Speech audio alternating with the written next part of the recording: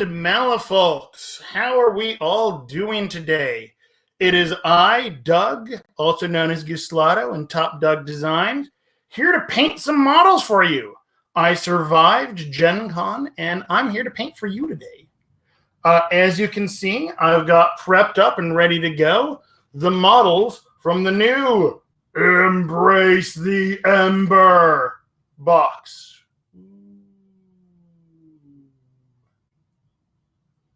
So I'm super excited to be painting these for you. Got a little bit of a longer stream today. I'm going to be here until 5:30 for y'all. So hooray! So tuck in and get ready for some painting madness. Before we get going, I'm just going to show you these new models because a lot of you haven't seen them yet. I'm going to be working on Deacon Hillcrest here. That's the one I'm going to start on today. Mostly because I haven't painted flames in a little while. And this beautiful, beautiful Riva sculpt here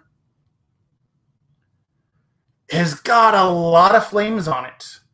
And I don't want to mess it up.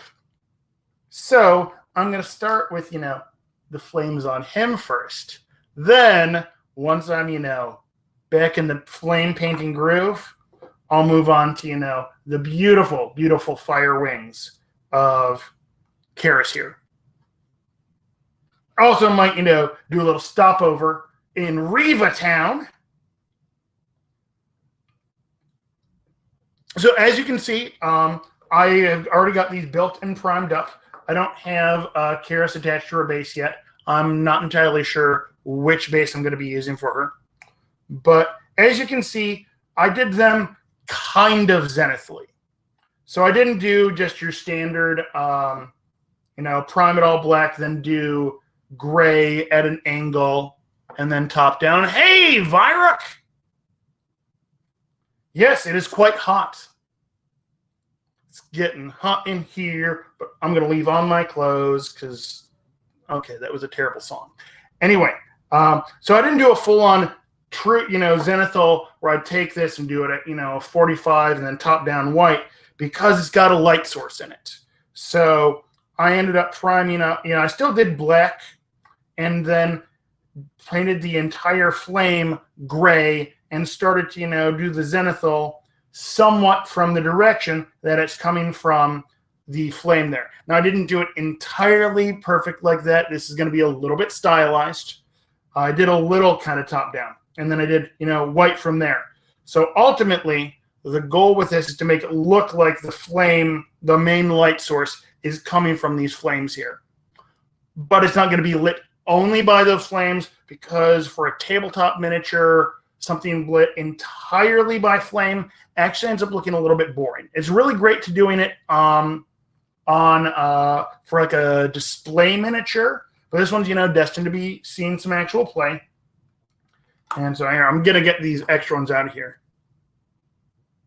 Deacon is going to read us a bedtime story of Kyle. Hey, Kyle, it's good to see that you survived. I just spent the last several days hanging out at Gen Con with Kyle and all of them. And so that was a lot of fun. But yeah, so he's going to read us a bedtime story from the Cantagiones de something de flambe. And yes, I know I totally mispronounced that because I don't speak whichever language it is that was written in. It's a cookbook. Okay. The Ben Eleanor had oh yeah. Well, I had a great Gen Con with Kyle.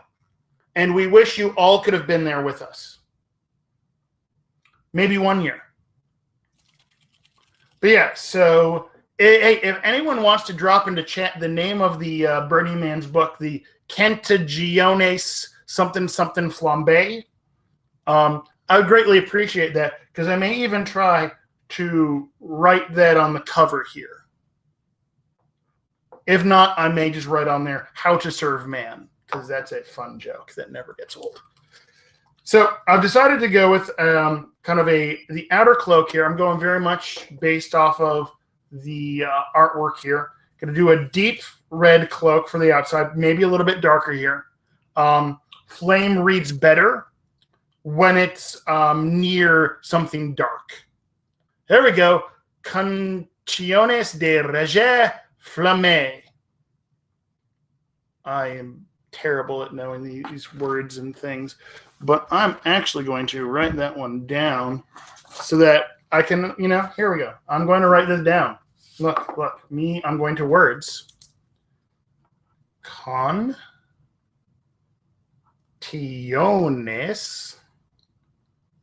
de Reggae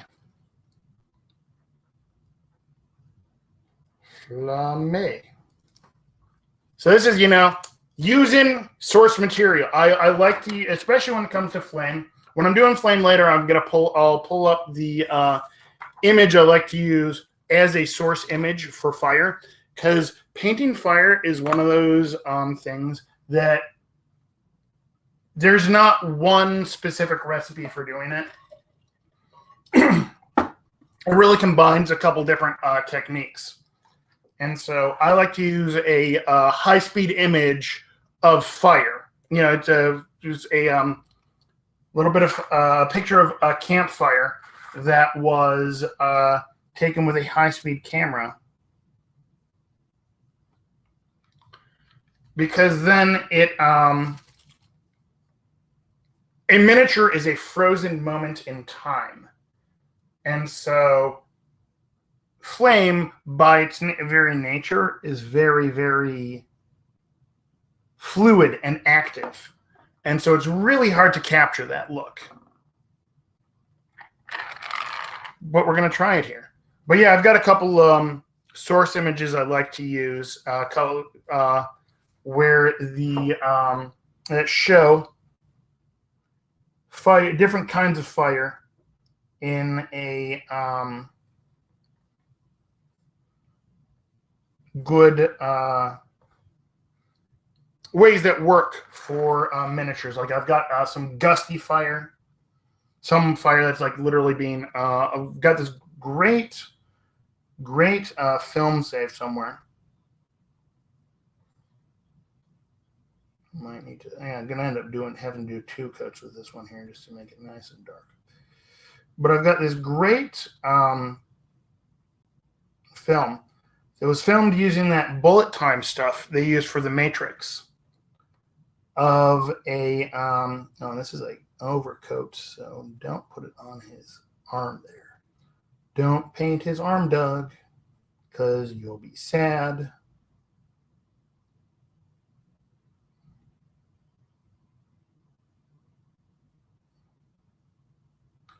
But so yeah, I was saying I've got it all. I'll have to find it and then I'll reshare it at some point. It's this great film where they filmed using that bullet time system a couple of guys doing fire breathing. And it shows some really, really great and they stop and they pause. It's like that, pause and they do the of the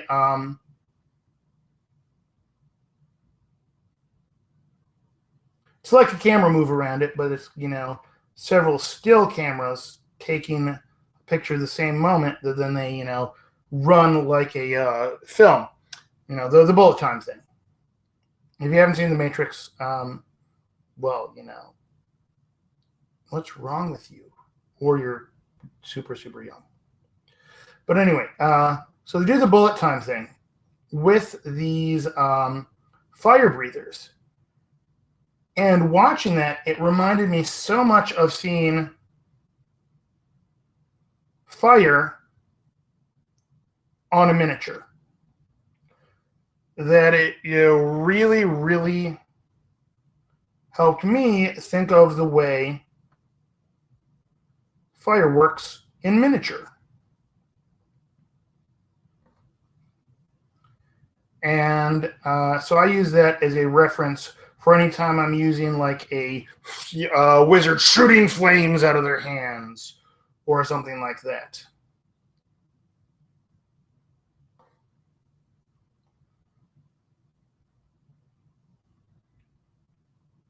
Now this one is more like a campfire. So I'm going to use my reference of a high-speed image of a campfire.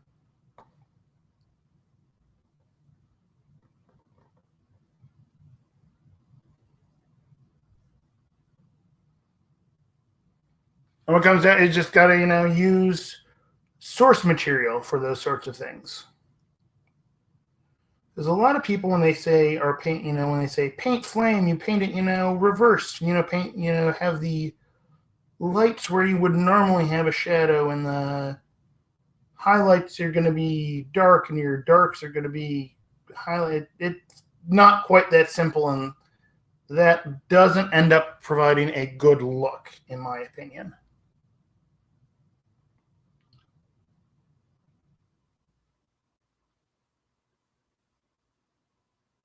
My opinion isn't the only opinion out there.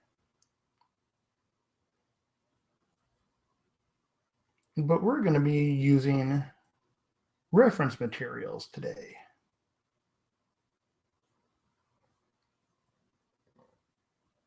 Because if you're trying to emulate reality, you should look at reality.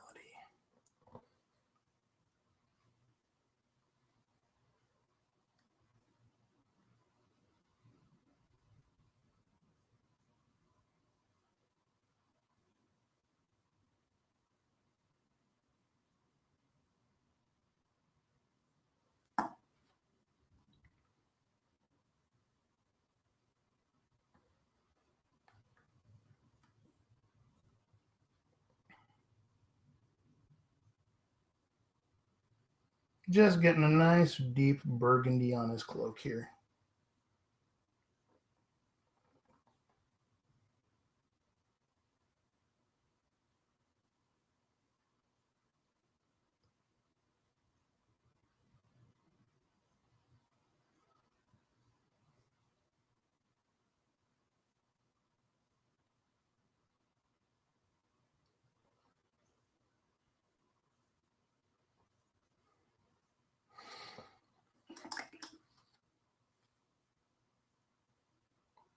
Oh, seriously, there's so many fiery models. The Burning Man is having a fun old time in Malifaux.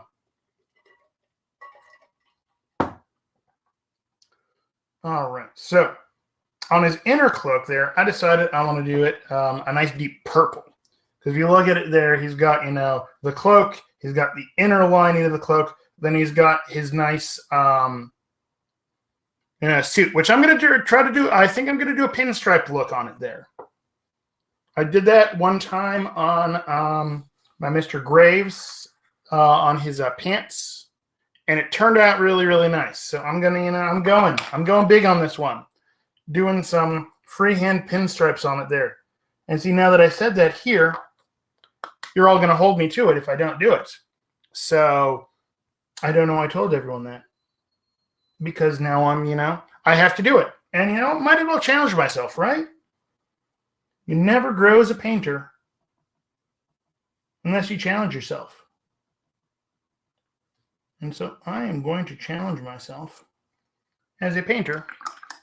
I thank you. I appreciate your belief. But the bigger question is, do you believe in the Burning Man? Have you heard his good works?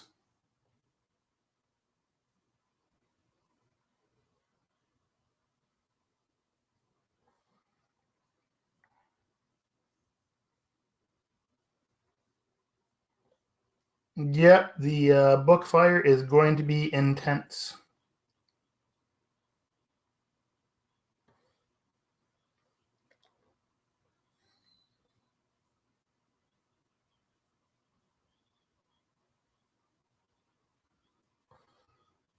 Just getting a little bit down underneath here. Ultimately, it's an area that you really got to be looking for to see. So I'm really just going to put the one little coat down there. But in case someone's being picky and wants to go looking for it. Believe in the pigs. They believe in the Burning Man. Apparently that'd be good. You know what? If you believe in the pigs and the pigs believe in the Burning Man, you are, through the transitive property of Burning Man belief, you are believing in the Burning Man. And that is good enough for the Burning Man.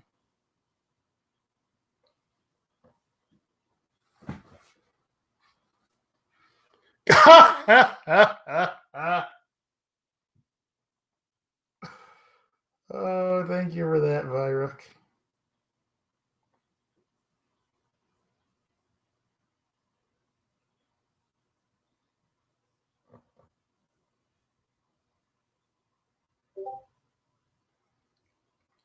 So I had an absolute blast at Gen Con.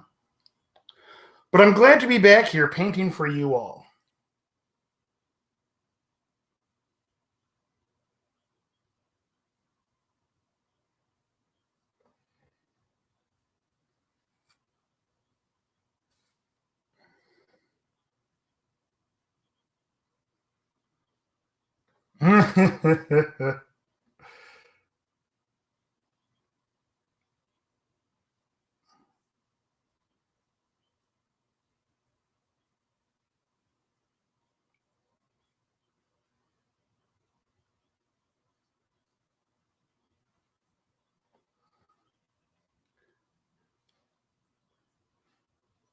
Australia, where the fires at. Oh, yeah. So these fires, yeah, so these are how it was, straight out of the box. The really crisp models didn't require all that much cleanup, just a little bit of mold line scraping. Not much get filling was needed.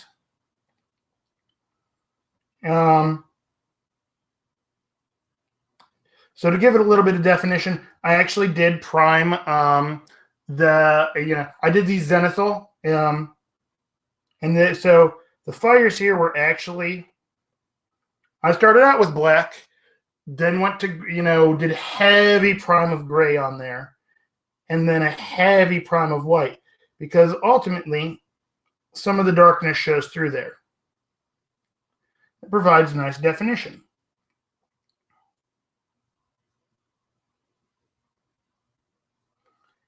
And I'll later on, once I'm actually painting the fire, so I'm laying in the base coats on all the parts that are not fire right now. I'll go over kind of the way fire looks, because it's far more complex than just, oh, you paint like in reverse from normal painting.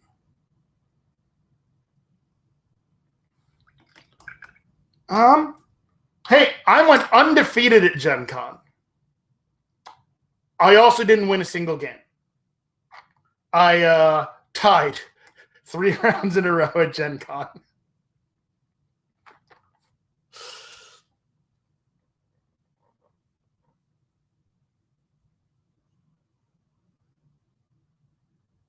So I had a fun time. 3 ties. Oh, yes. 3 ties. It was glorious. 3rd round was an 8-8 tie. So first round, I used Titania with Marcus. I brought my what I was referring to. The name of the crew was Life Finds a Way. It's a stupid, silly meme crew. It's Titania with Marcus as a second master, the dinosaur. I bring the Malosaurus Rex, and then also bring along obviously the Gorar, and then Rougarou and the Bandersnatch. Oh, Bear Force 1. Oh my god. Ooh, maybe I could bring that back. I could throw wings onto the bears. You know what? I could bring back Bear Force 1. Because Marcus can give the bears wings.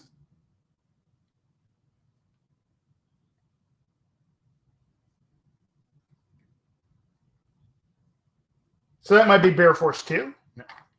But so yeah, the Titania is straight up there so that Marcus can get the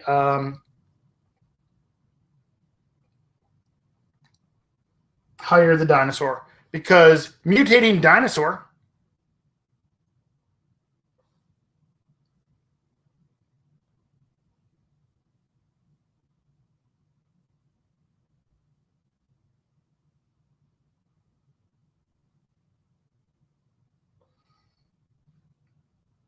and I mean the joke with the list was I was so busy asking if I could, I never asked if I should. Yeah, to quote Ian Malcolm. Oh my God, that 8-8 match. I was wearing a mask, so you couldn't see, but I was grinning ear to ear. It was absolute shenanigans. It was against if you're on a Wyrd place there, it was against Nathaniel Luckett, who's a active member of the community. I believe he also is on. Yeah, that was absolute shenanigans. Oh, right. Nathaniel, is that you as I forget. Yeah, I'm terrible. My brain is made of pudding still. Is that you there? It is you. Yes, we had absolute shenanigans. It was Zoraida versus Titania, my Titania and Marcus crew. It was absolute shenanigans. And we ended up 8-8, not because we weren't trying. We were trying our darndest to kill each other at the beginning, and it just didn't work. So it was like, fine, I'm going to go run and do these other things. And his Zoraida, obeyed my dinosaur to run off to the corner. Ooh, I'm liking how this burgundy cake's looking. Sorry. Run off to the corner to go pick on the Bandersnatch, and then it Black Jokered the damage there. And then Titania's like, okay, enough of this, and ran over and murdered Zoraida.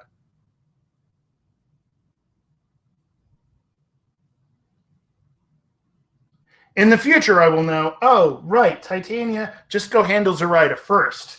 But I was terrified of Zoraida.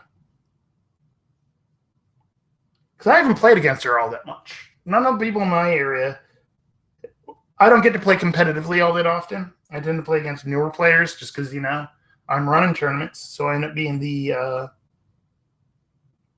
ringer when needed. So I'm not really going against our top players in the area.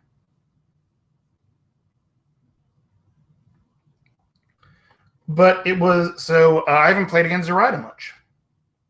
But I did know, don't run melee at Zoraida because she just shuts you down. I forgot that was a melee-only trigger. And that, since it was a melee-only trigger, it did not affect Titania using Awaken Hunger. So Titania was able to come over there and to say, hi, you're new to this, you're not a native Malifauan. So I'm not happy with you. And came over and just murdered her, which is delightful for me. Oh, the bare minimum. Oh, Endo Fire. Oh, Endo Fire.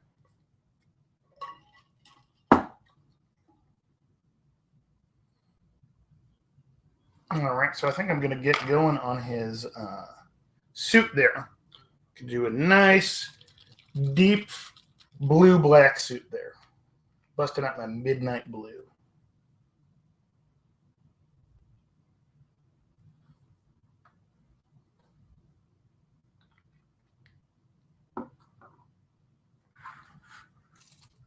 Yeah, so I ran my shenanigans list. 2 out of the first round and third round. Second round, it was not a great pool for that list. So I just ran Neverborn Marcus. And that I ran against, it was good fun. I played against Roman from Steam Powered Scoundrels. H faction. Oh, yeah, that box, it will be great. His new box, I'm so excited for his new box. Because I play the 2 masters that I've been playing the most lately, when not playing, Titanian Marcus. I've been running a lot of Lord Cooper and Marcus. So I'm excited for that.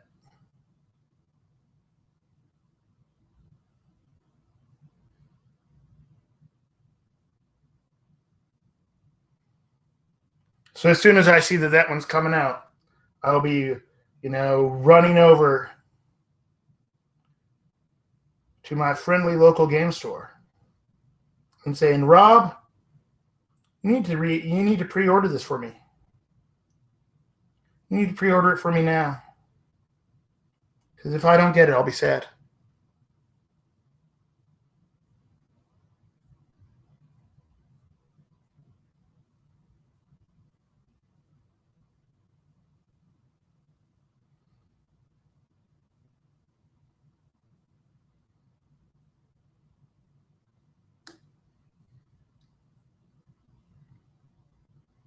So, I'm planning, so if you take a look at the box art here, the fires for Riva and for Karis, her wings of fire there, are very much your natural fires. Deacon Hillcrest has got this pink fire. I'm going with natural fire there because I think it'll just look really cool holding a book in his hand. Sorry, I'll do it over here instead of down here. Holding a book in his hand on fire. Burn, burn, burn. So I think that'll look really cool if it's natural fire. Because that's a little more unsettling than magical fire there. Because, having natural fire on a book and it's in his hands, I think that's a cool idea. Also, it gives me a chance to practice my natural fire before I go and paint Miss Karis here and mess that up. So, I'm going to paint natural fire. And then on this guy is a practice. And then, hopefully my practice will pay off. And Karis's fire will be stunning.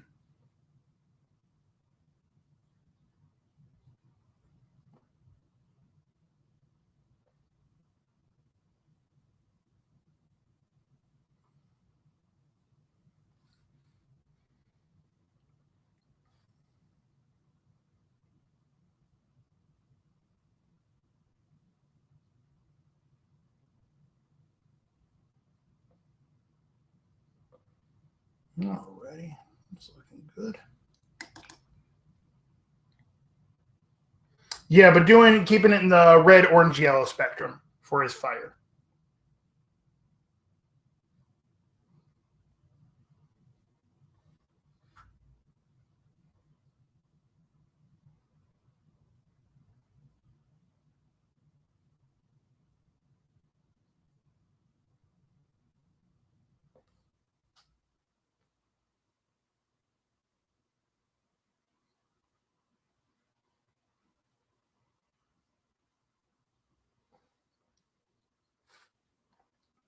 Because I did just realize that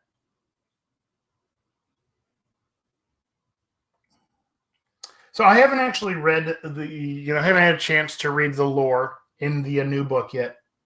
I'm going to settle in later, do that, because it's super, I love lore. But I just realized I'm assuming that I was thinking, oh, his name is Deacon Hillcrest. Oh, I think Deacon might be his title, that he's, a deacon in like a church or something.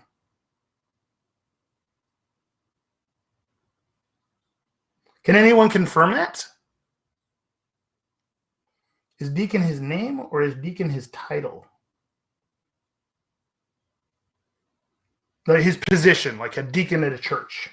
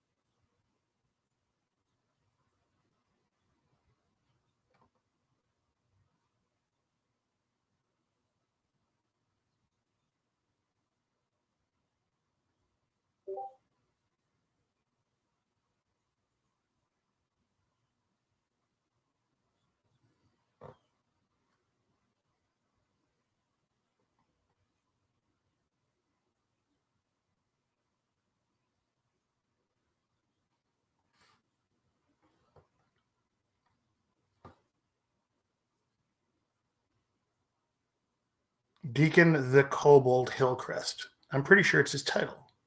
Okay, cool.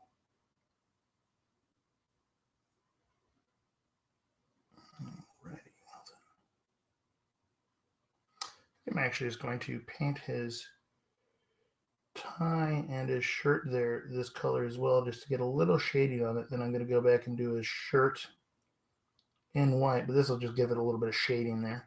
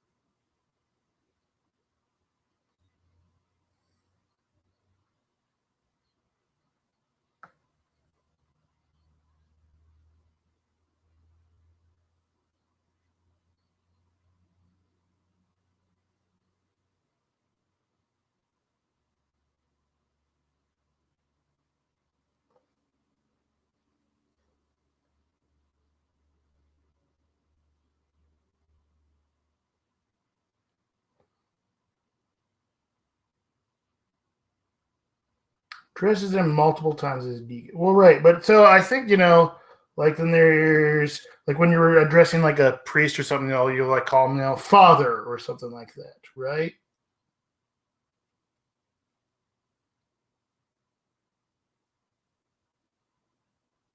So I think deacon might be an honorific.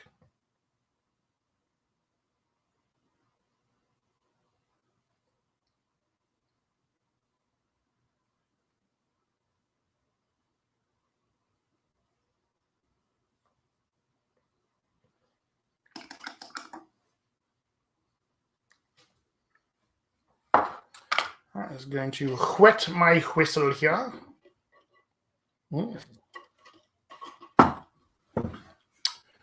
All right. That's coming along so far. I think I need to put a little bit more purple on the inner cloak there.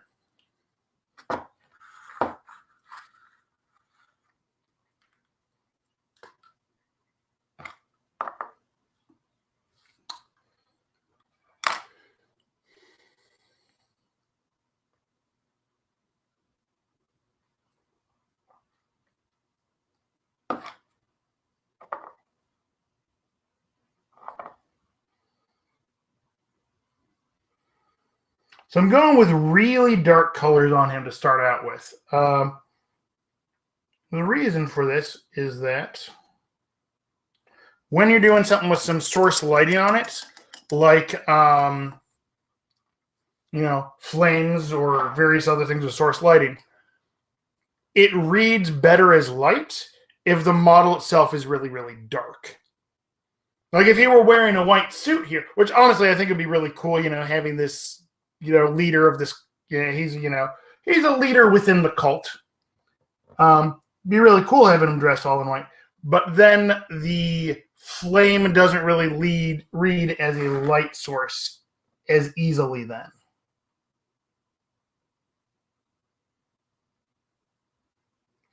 So if you want to have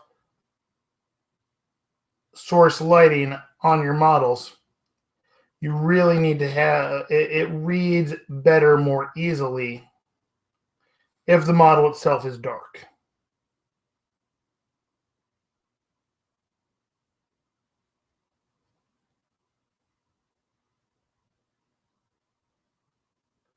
So he's going to end up with a pretty dark paint job here.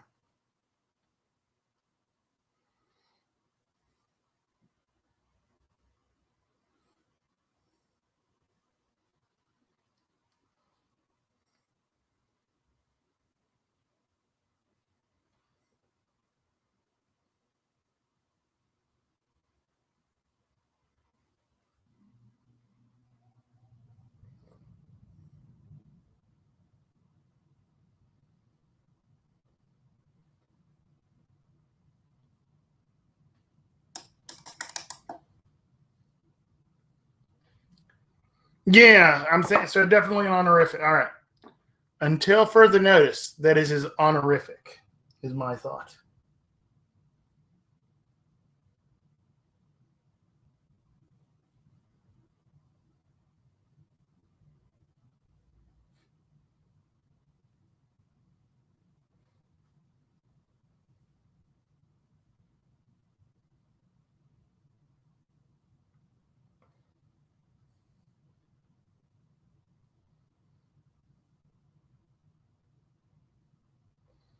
Really getting this cloak. Is this deep, deep burgundy.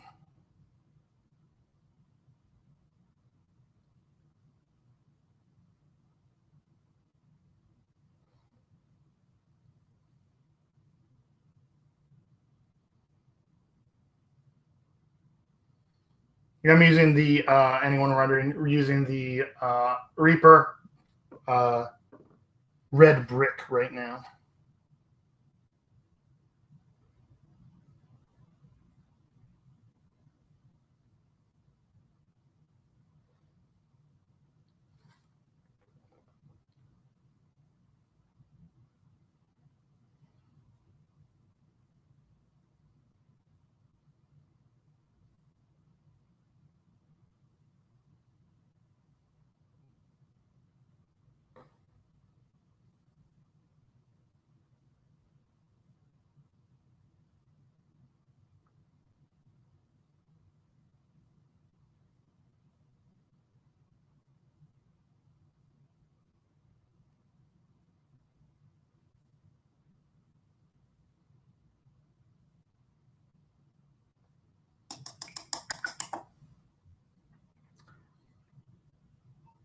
All right, that's coming along.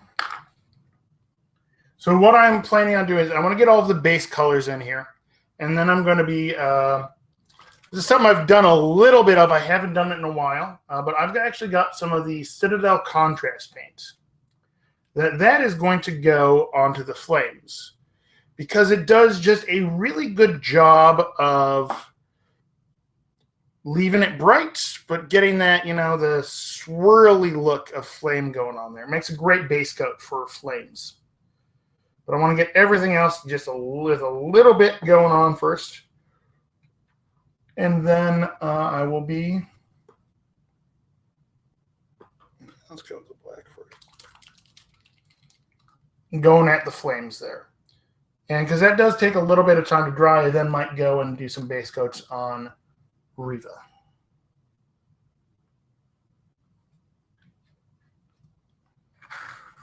Just prepping up some paint for his shoes here.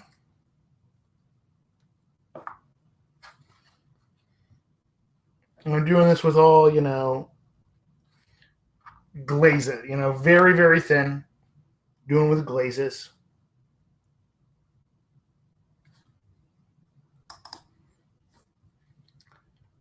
because then it doesn't end up building up thick layers on the model.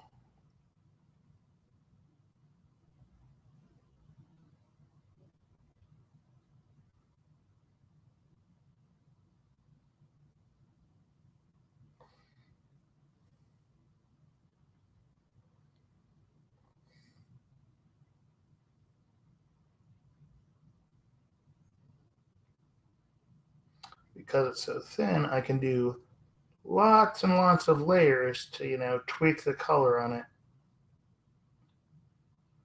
without obscuring the details.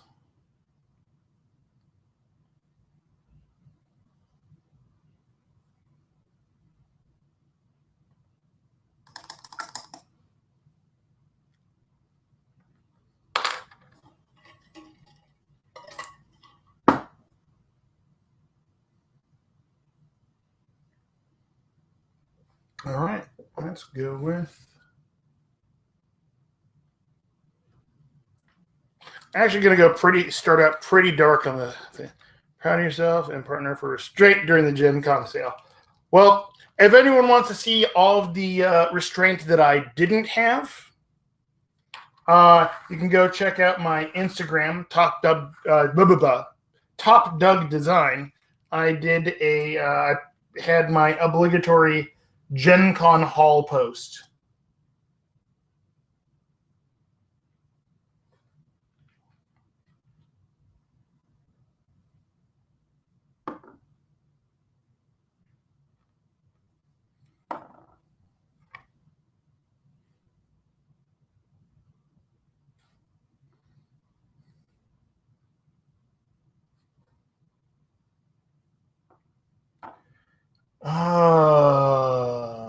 I also did some ninja shopping for friends. I think I ended up with at least 10 Jakunas. But like I said, it wasn't all for me.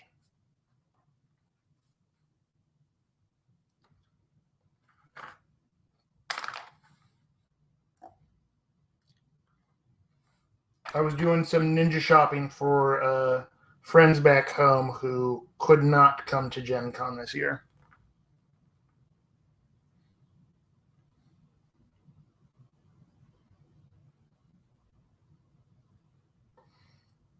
Yeah, I got a lot of Jakuna Matata.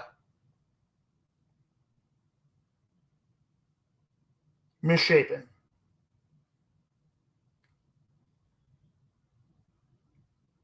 If anyone watching the stream is not quite certain what we're talking about there, during Wyrd's Gen Con sale, they offer a cool little deal that for every $100 you spend, you get what is called a Miss model, which is a resculpt of a cool other model. A lot of times it's been a taking a male model that's normally male and then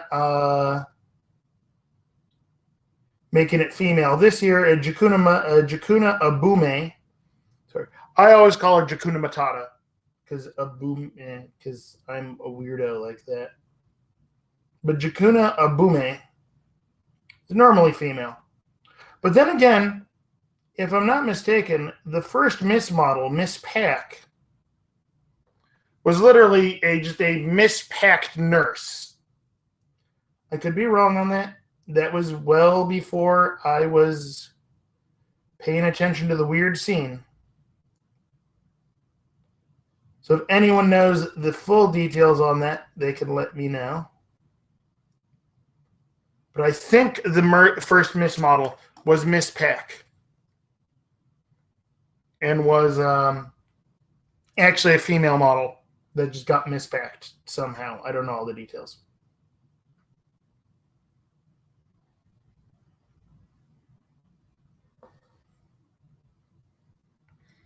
So like I said before, I'm going pretty dark with all of my base coats here. Because when it comes to doing the lighting there,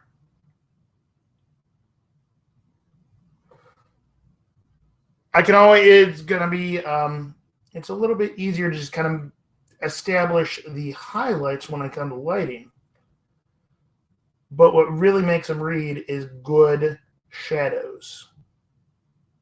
So I'm pushing it a little bit darker here. I'm going with, instead of doing a tan shadow for, because I'm going to use basically the tan skin triad from Reaper. Actually going one shade darker and using the dark highlight.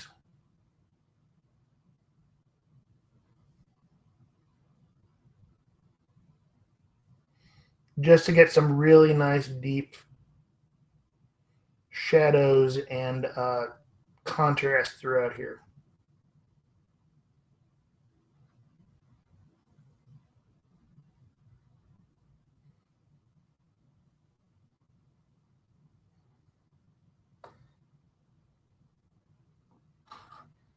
Yeah, having some booth credit also helps.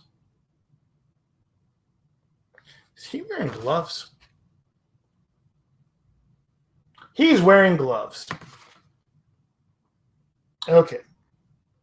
I just noticed there's some really, really tiny stitching on that hand there. So he's wearing gloves.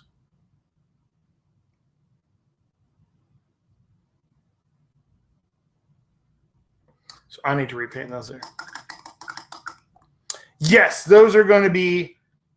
I usually save at least 2 miss models for myself. Now, some of them are, go to my people who I ninja shop for. So yeah, he's wearing gloves, so I gotta, black leather. They're gonna match his shoes. Shoes are supposed to match your gloves, right? Or gloves are supposed to match your shoes, right?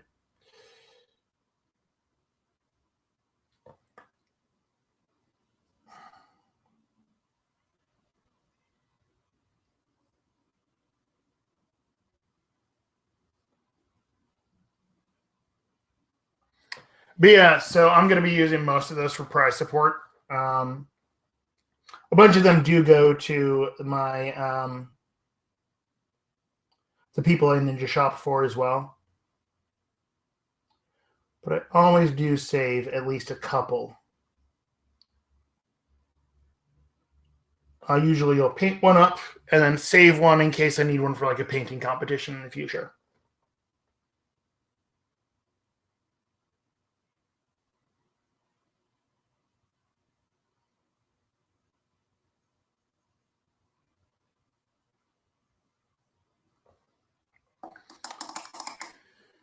Alrighty. It's coming along, going super dark on him here.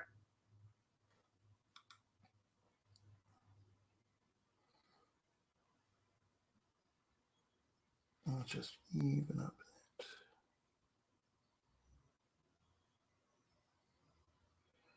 There we go.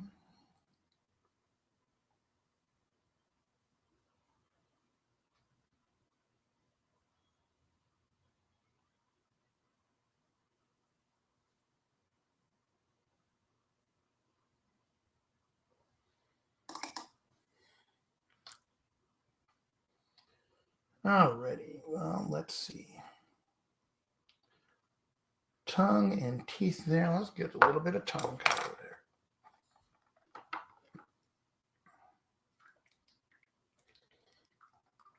there. Yeah, like to use the screen. It's going to look a little bit silly. Like I said, going darker. To get the kind of the pink look on the tongue, I like the... I have not found a better set of pinks than the Citadel pinks. There just doesn't seem to be a good range of pinks in the Reapers. Makes me a little bit sad. Same with their purples. I tried out the purple Reapers, and they just aren't as rich as the Citadel ones.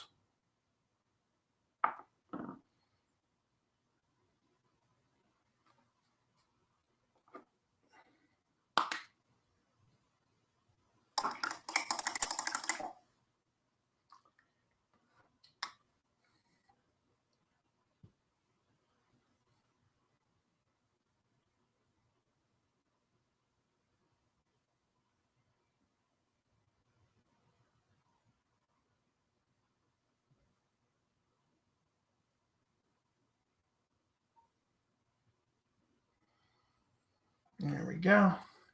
Got a nice magenta tongue now. Well, that'll gotta start there. It'll turn pink eventually. You know, nice pink tongue. All right, now his hair and the book and the pages. Well, the book I think I want to do red. Red? It's got their red cloak there. Oh, magenta is delicious.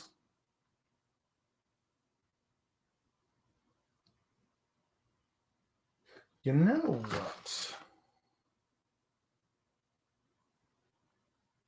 Now the deep red will make for a nice book color for this there. I was thinking maybe green, but you know what? I think that would pull focus a little bit.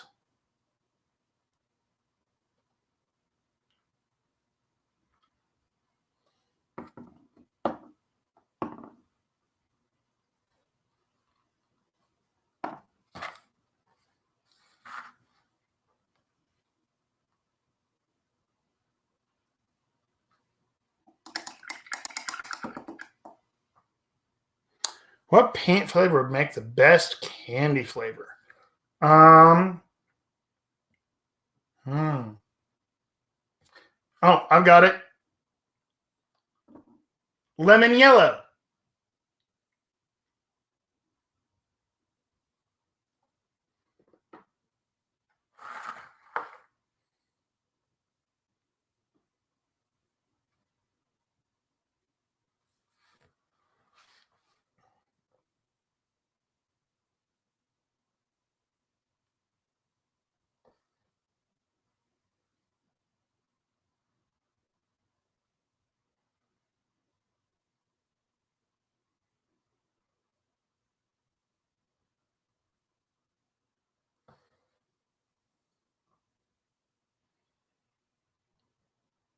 Yeah, purple is just, great flavored things are just purple flavored.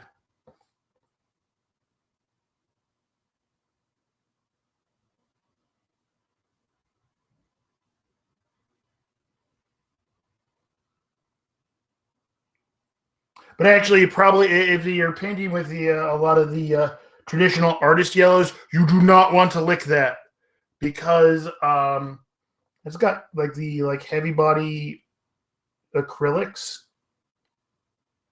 for yellow tend to be cadmium. That's super toxic.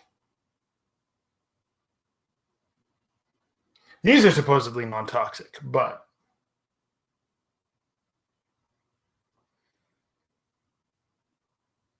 ooh, Glacier Blue, that does sound like a Gatorade. Let's be honest, I think that is a Gatorade.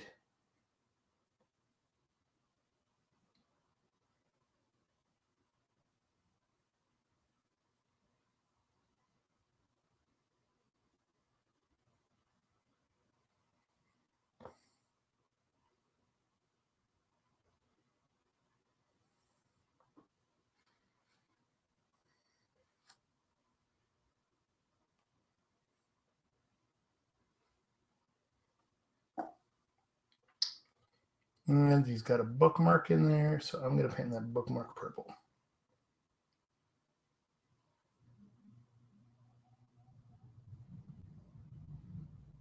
Carry that scheme through there.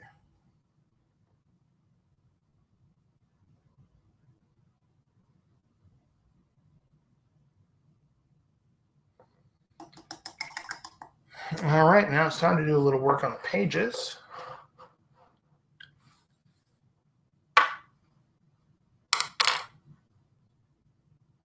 For sports. All right, let's see. Leather brown. I was going to do leather brown for the pages.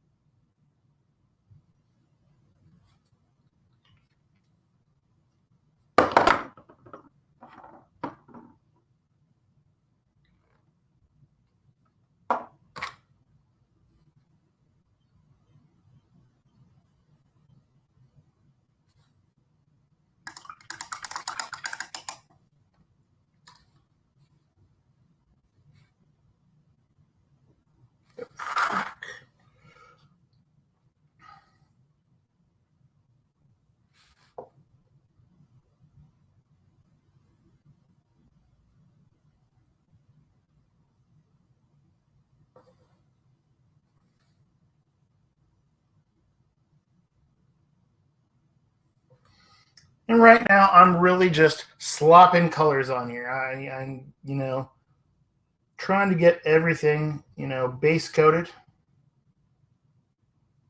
It's all about just get some color on it there. Then we're going to go back and refine everything. Going to clean everything up.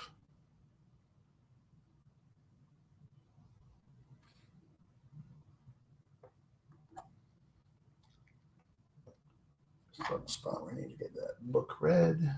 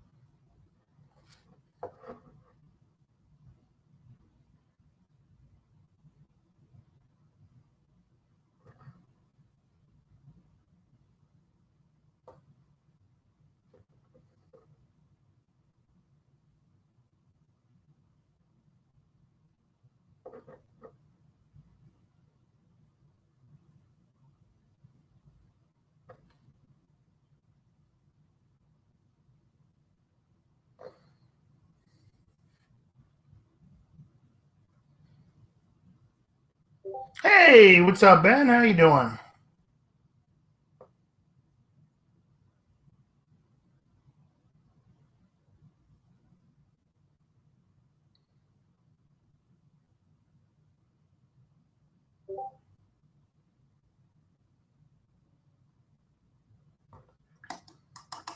All right, got that base there. Let's give him a little bit of gray hair there. So, you know, if you look at the box art for him there, looks like a, you know, older gentleman. Definitely got to give him some glowy eyes. Oh, sorry. I keep doing that. I keep not seeing the words there.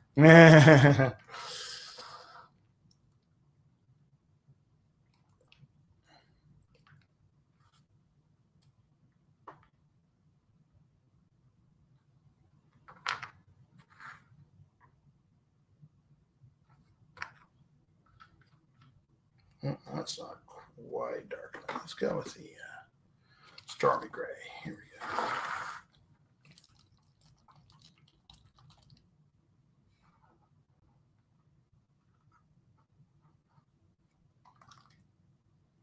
Yeah, it's got some serious crime mascara going on there. There we go. That'll be better gray. Start his hair with.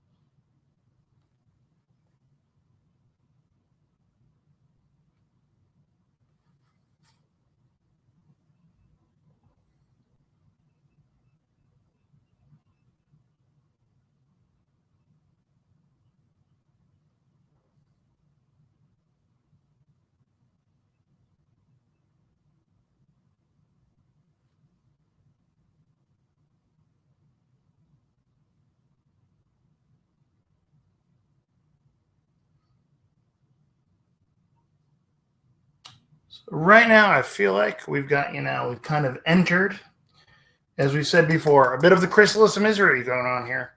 That he looks really, really dark and, you know, awkward. But that's okay. We're going to get through this together. I should paint a little bit of color into his eyes there. before I do too much on the skin. So I'm going to grab a little bit of bright orange just to kind of establish the color in his eyes.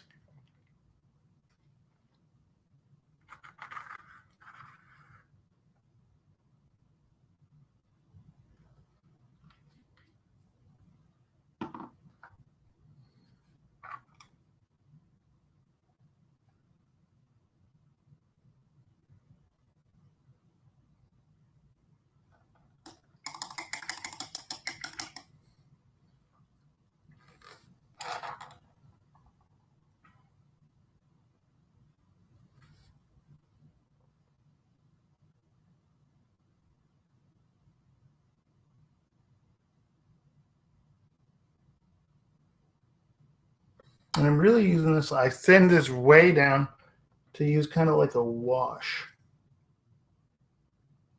So I want it to gather in his eye sockets there.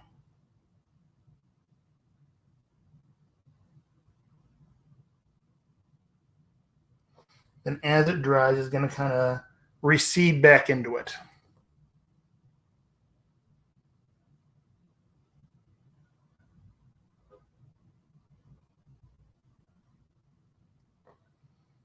But really want to establish that bright, glowy color in his eyes there before I go too far with the rest of his flesh. All right. And there that is. So,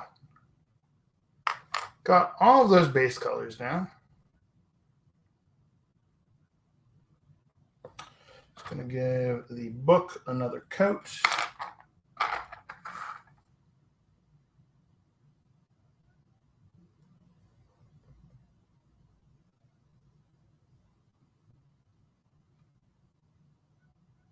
Really establish that.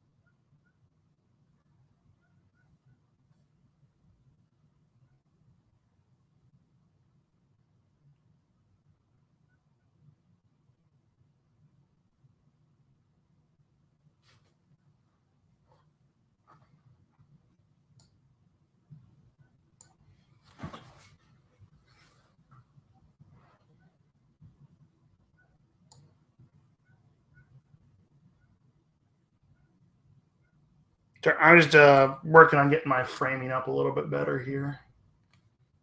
So everyone, just tweak this a little bit. That way I'll stop going out of frame with him. There we go. How's that for framing now? Oh, what do we have here? Deacon Hillcrest. Hello. So, all right, got that nice and well established. So I believe it is time to play with fire. Hooray! So what we're going to do, and I don't tend to use a lot of the Citadel contrast paints. So I got to give this guy a really, really good shake. Make sure all of the pigment is well distributed.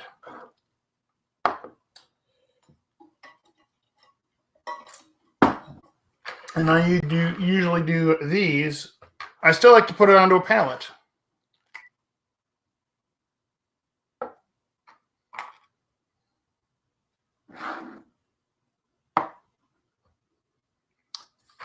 I'm going to put it onto my hard palette instead of the wet palette. I got that nice. Got a nice amount of that there.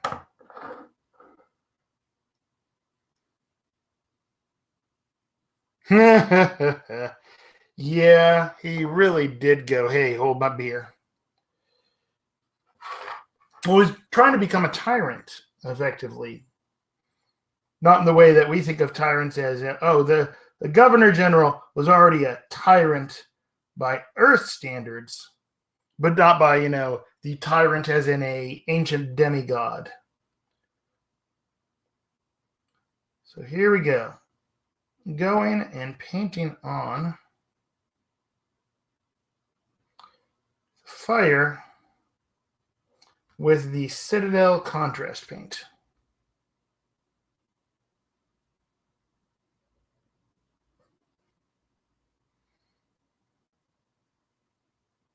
Because I like the way this stuff ends up looking.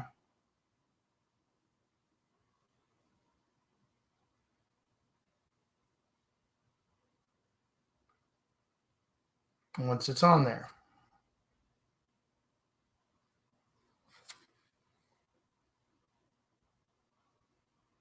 As we can see, that's already getting some real fiery look to it.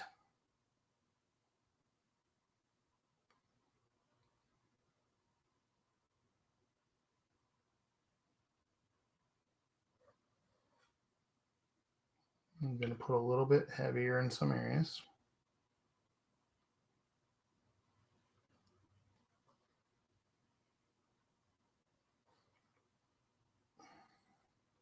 And I don't want it to, I don't go with the super heavy.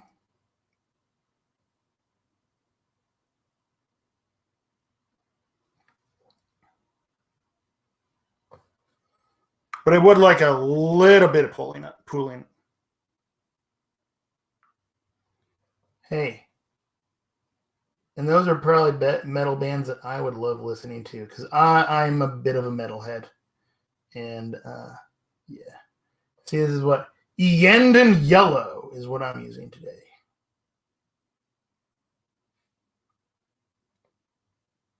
So yeah, so that gets, a decent, straight out of the bottle. That makes a decent looking yellow, the decent looking flame.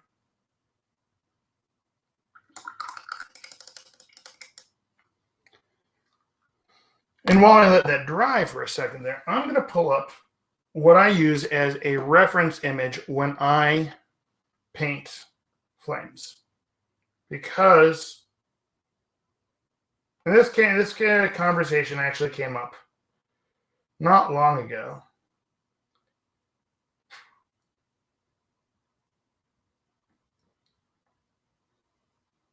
So I use this as a reference image.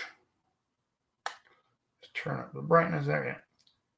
When I'm painting flames.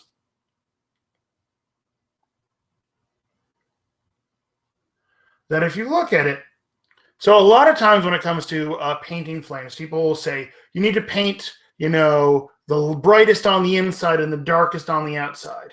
But if you look at this actual high-speed image of flames, it's more complex than that. Is that you still see in some of these areas in here, you've got the darker stuff. You got, the darker colors in there and the brighter on the outside. So it's not just inside. You're not painting inside out the way I've been, I hear a lot of times with the painting a flame. So it's not inside out. You still paint some darker on the inside. It's just the darkest parts of your flame are going to be brighter than other color, the highlights and other things, because it's a light source. Also, there we go. So that's one thing with it. But then also, you notice it is brightest at the bottom and it fades up to darker at the top. Now, unless it's a really, really smoky fire, I don't ever go full. I'll go maybe a little bit of red towards the tips. But I've seen a lot of people paint their fire with black on the tips, like it's, smoke or something. Unless it's paint, sculpted as smoke, I really don't like the way that looks. and that, this is a good source image that I use when it comes to painting fire. Now, some people are going to, look and go, oh, but you painted your fire wrong. Use source images. That's the way I go with this. When it comes to doing art, paint from reality is the way I always go.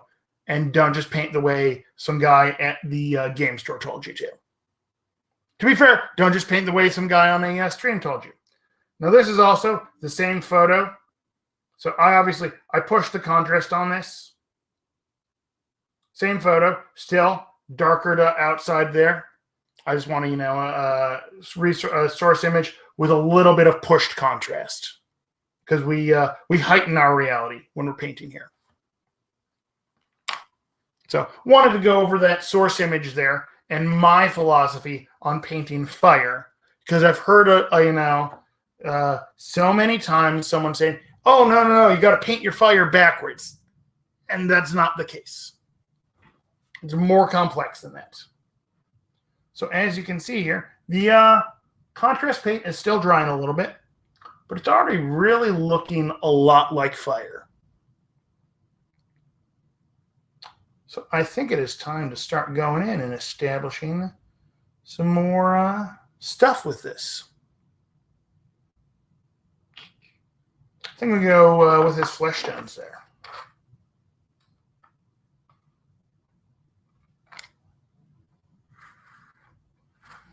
And if anyone's got any questions on what I'm doing there, yeah. And so ultimately, there is some of the inside out going on with the painting is because a miniature is a frozen moment in time, and that fire is naturally moving really, really fast. I mean, it's, flickering all over the place. And so it's very, very hard to capture that accurately on a miniature. I mean, if you even take a look at the way fire is sculpted on things, oh, man, I like Filthy Pete. He's got great malt liquor there. But it's the way you look at the way fire is sculpted on any miniature from any company. It is stylized. It is not 100% accurate because if we're accurate, it'd be moving there. But we've got a frozen moment in time. So it really, it's a difficult thing to do. It's a very, I wouldn't say it's not advanced techniques because I like the idea that Haunted Miniatures has been mentioned on the stream several times. There's no advanced techniques. They're just more difficult techniques. But ultimately, fire is look at source images and paint what you see is the way I recommend it when it comes to paint from reality if you can. Use use source images.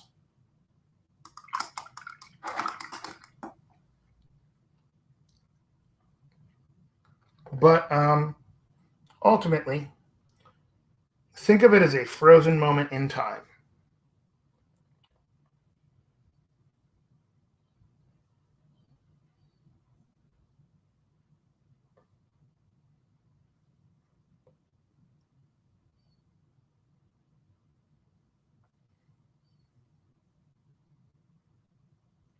So now that I've got all of the stuff base coated and I've got that going there, let's start going back and starting to add some midtones here. Still being really loose.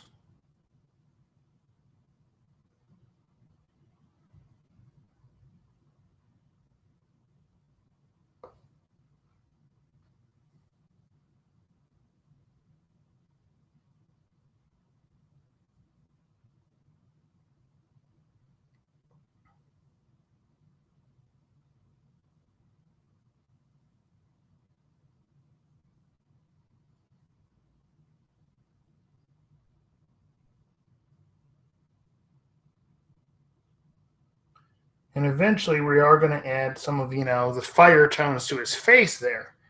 And they will read better as being lit from fire if he's a little bit darker to begin with.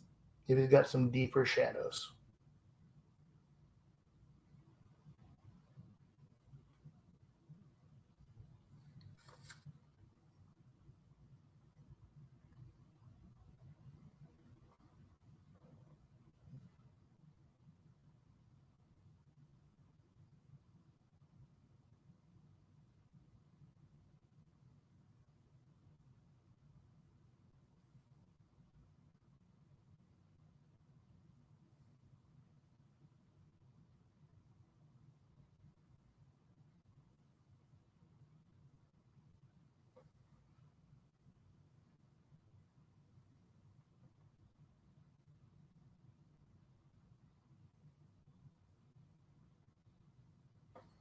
I'm using the Reaper skin tones here. I'm using a tan shadow at the moment.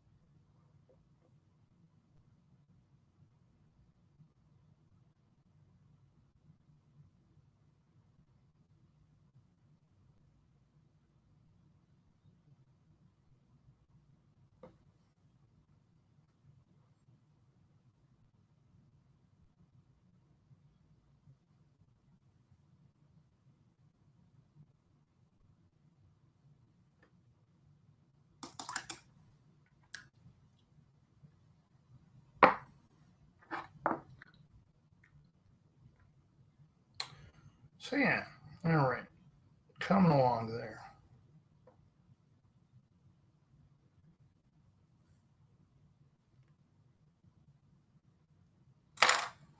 And I'm gonna do a little bit of, okay. Don't want to touch that book there because still a little bit of the wet stuff from the contrast paints there, but you can see it, kind of pooling in there a little bit, which gives it that nice kind of swirly look, which is what I like about that.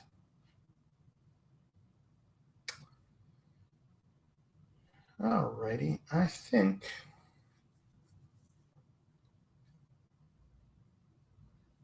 I'm going to do a little work on his shirt there. Kind of the work from the inside out on the model to help. And that way, if I mess things up, I'm not going to be reaching over things and painting. So, on that there, let's go with the Misty Gray.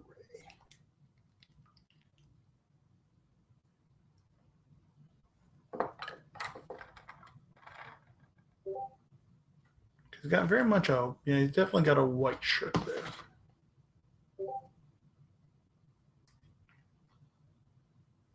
That's a little bit too bright.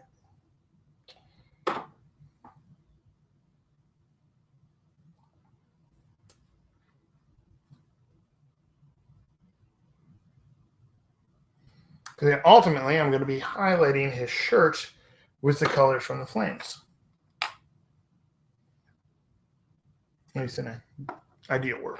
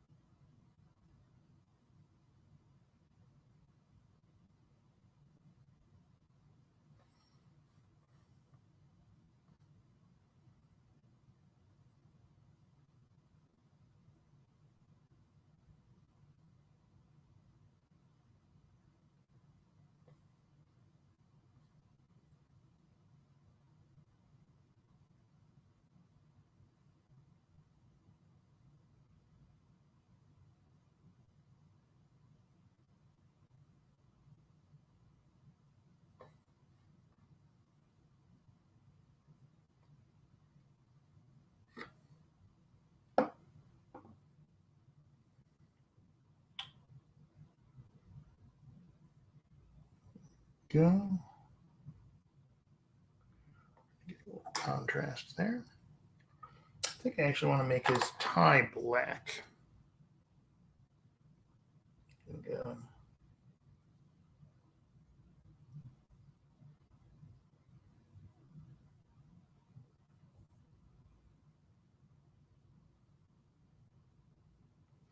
Darken up his tie a little bit. There we go.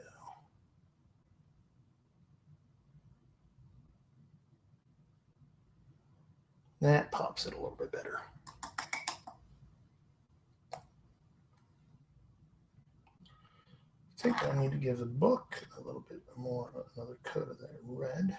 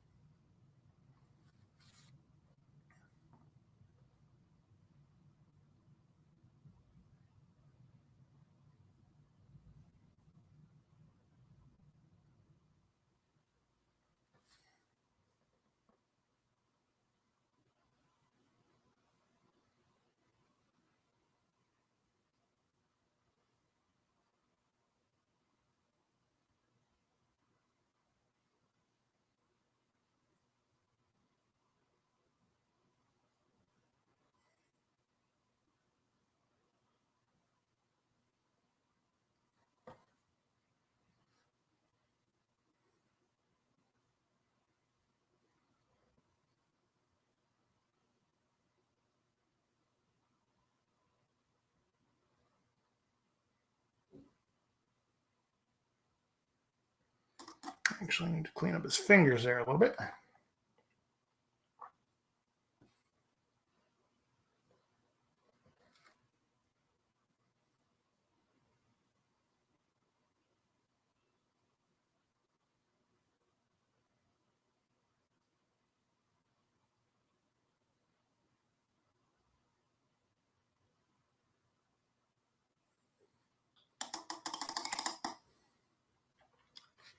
There we go. Yeah, I'm liking how, liking where we're starting.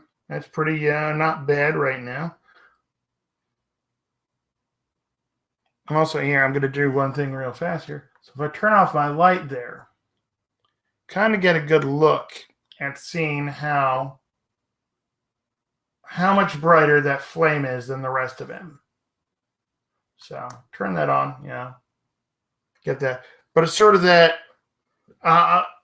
when I'm on my painting desk, the light is much brighter than anywhere that the model is going to be seen. So I'll, occasionally take him up here, look at him up here, just to see how it'll read in a normal gaming environment.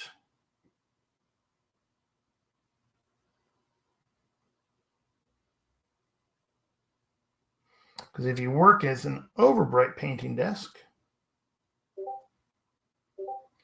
it will help to then really push the contrast for you.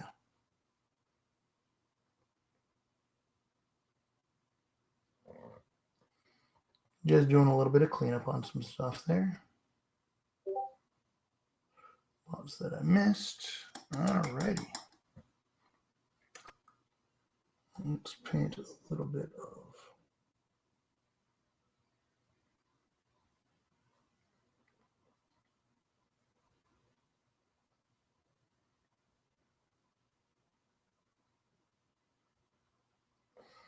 getting his shirt cuffs.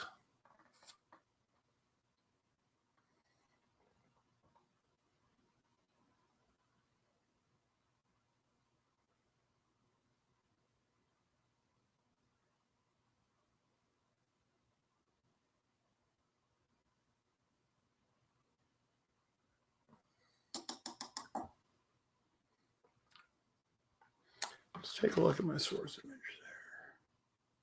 there. So those buttons. Oh, what's up, Derek? Yeah, when more burning models, I mean, you've got your lamp heads, you've got the shenanigans that Riva can do. I don't know Rezzers in the burning side of it as well as I could. Honestly, a lot of the gameplay stuff from the new book, yeah, I've been more just I've been more eyeballing the models than I have been looking at the cards.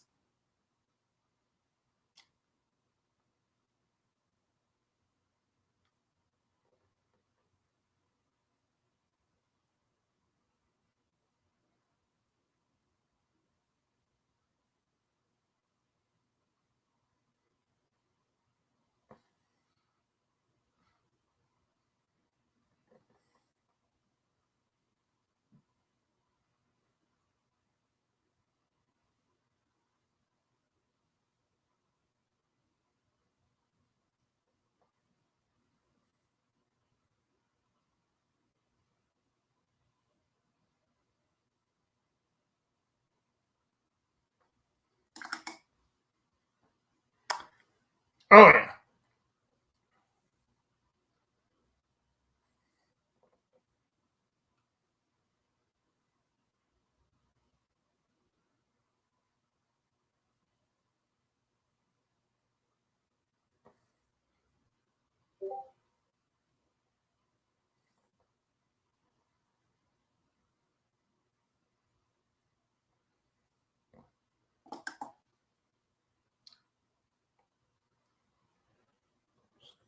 Take.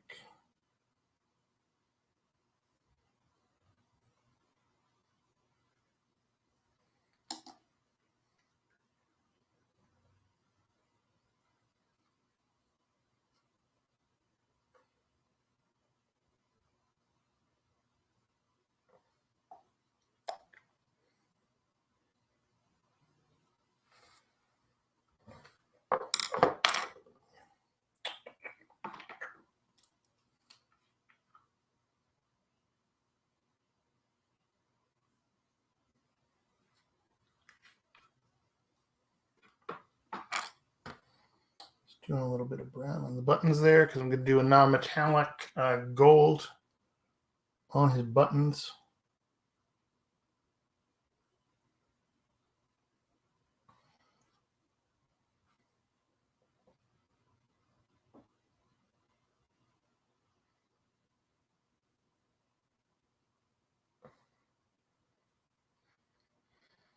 Because ultimately, if you're doing something with a lot of with source lighting on it, you really end up needing to have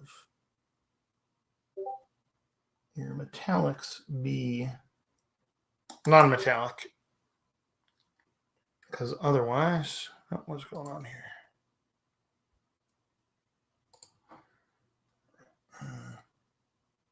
Because otherwise, you know, they the metal flakes fight your source lighting then.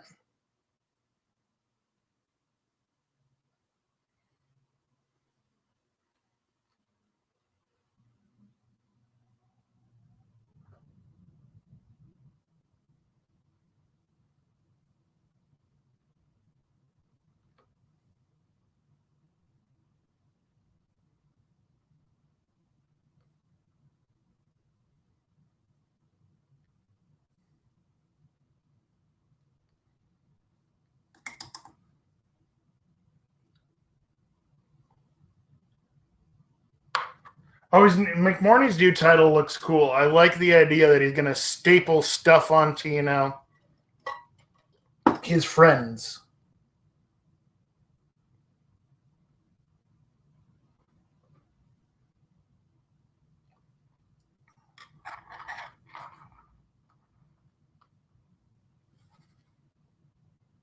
Alrighty.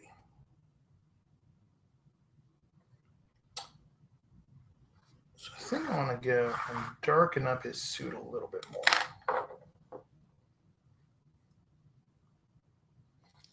Glaze in the darkness a little bit more on him there before I start trying to add the pinstripes.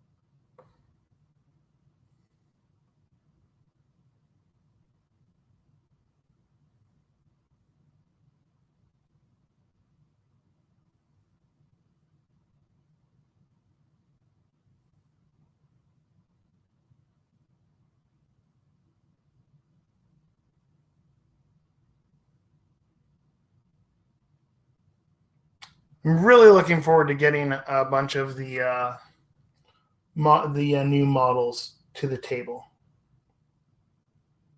That'll be a lot of fun.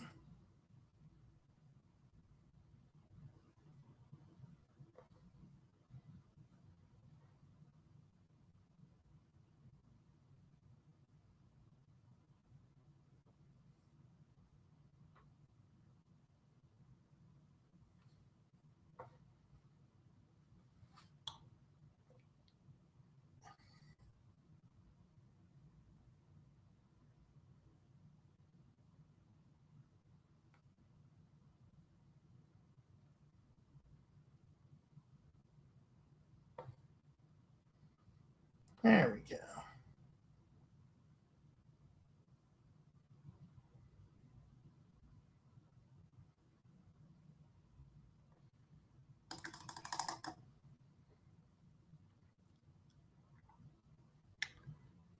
So I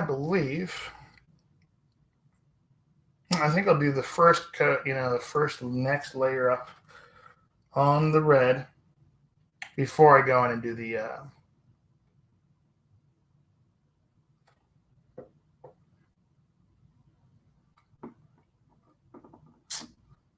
paint new von Stuck zombie telescope. Yeah, that'll be fun.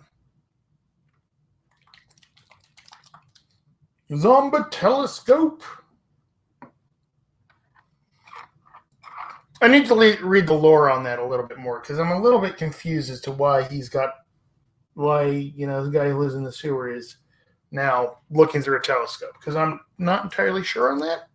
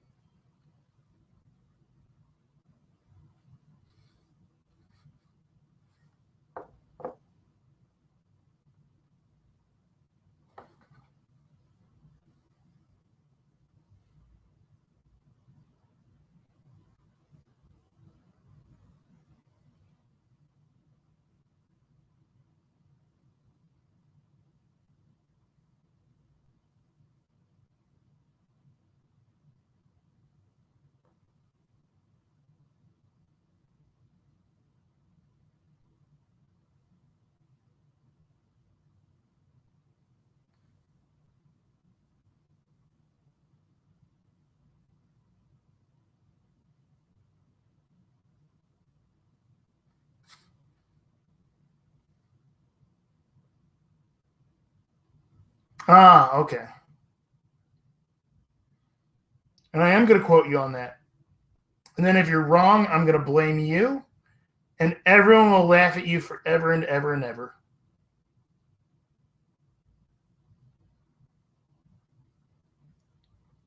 I tease.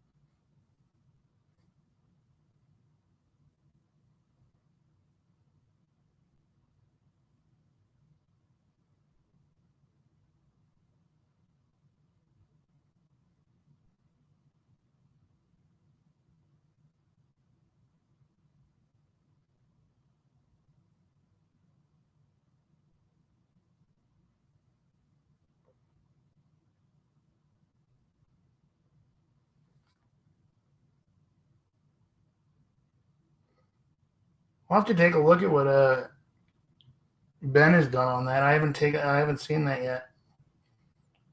Still working on getting, my world back to normal after Gen Con, because Gen Con consumes my universe for a couple of days there. And it comes back and right, other things happened in the world while I was gone. I should look into what those things are.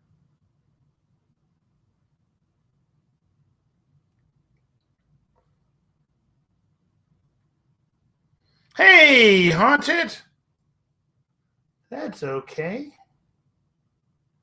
It's working on Deacon Hillcrest here.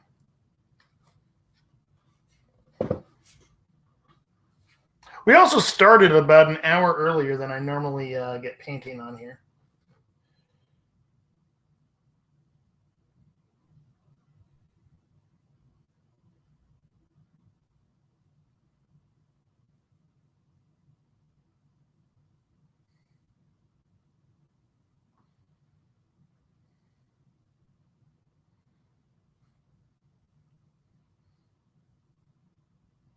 Either that or you just don't love me enough. And I am sad.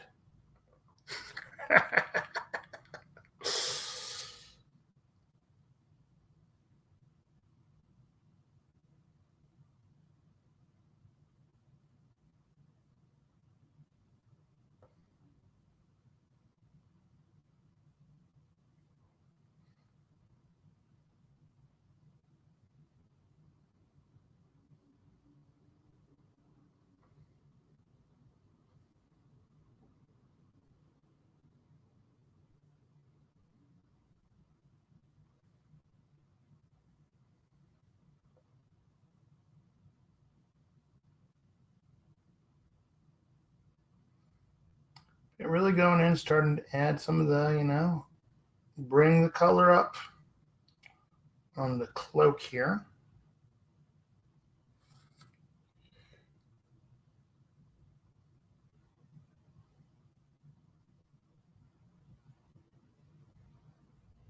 Oh, yeah. I have no idea why it does that. Kimberly, at some point, you and I, we need to sit down and figure out, because it doesn't do that when I use my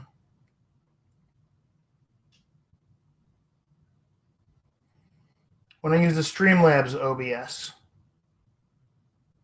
So it doesn't do that on my own streams. So it might be an OBS Ninja setting.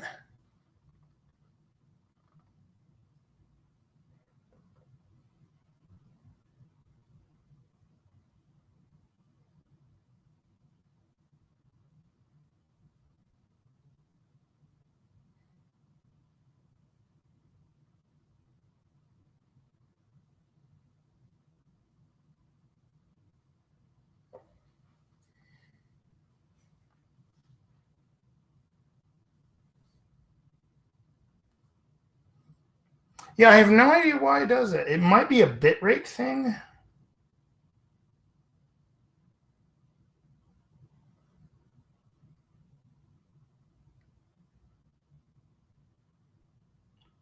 Because I think it's an OBS Ninja thing.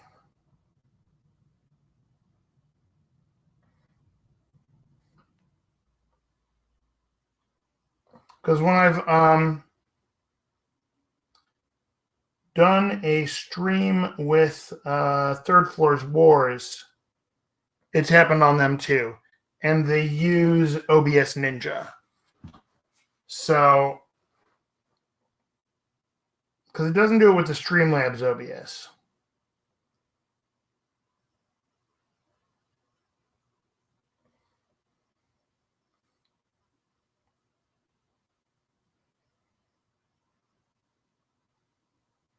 I'm certain it's literally like some little setting where I just need to click one button and then it'll fix all of the problems forever.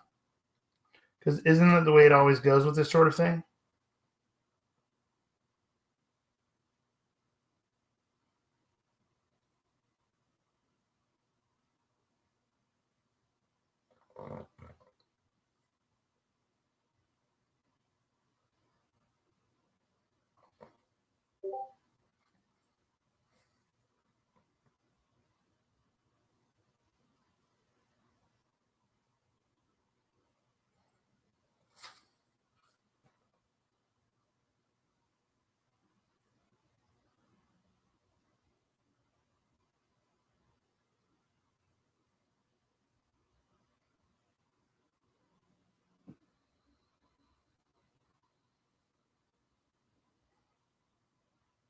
I do have to say these new models, they were super easy to build, so that's good. And I really like how they look. So everything I've seen from the Malifaux Burns books, hidden inside a secret sub menu that is hidden for you. Oh yeah, that is isn't that the way it always goes? But yeah, I'm really every model I've seen from the Malifaux Burns book so far is absolutely gorgeous. I'm probably going to late tonight might do a stream on my own channel, unboxing and maybe doing a little building on some of the other Malifaux Burns models I've got. So that'll probably be around 10 o'clock Central Time, so 11 o'clock Eastern. I'll be doing that. Because tonight is Malifaux night. And not only do I have to try out my new models, I've also got to deliver my ninja shopping.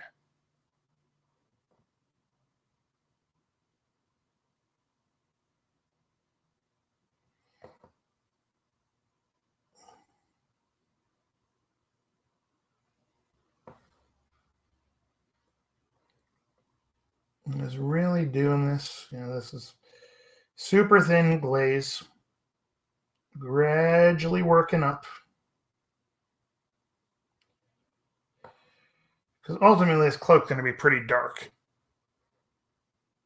Because then it sells the look of fire a little bit better.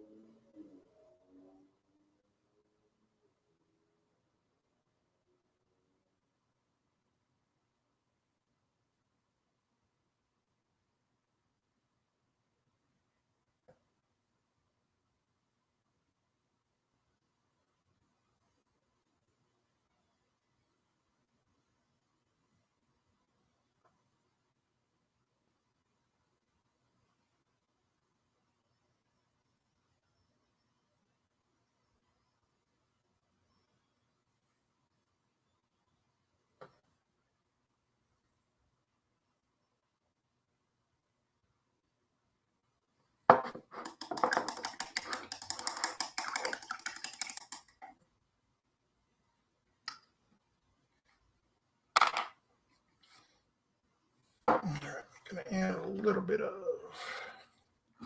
do the purple inner cloak there a little bit now, a little.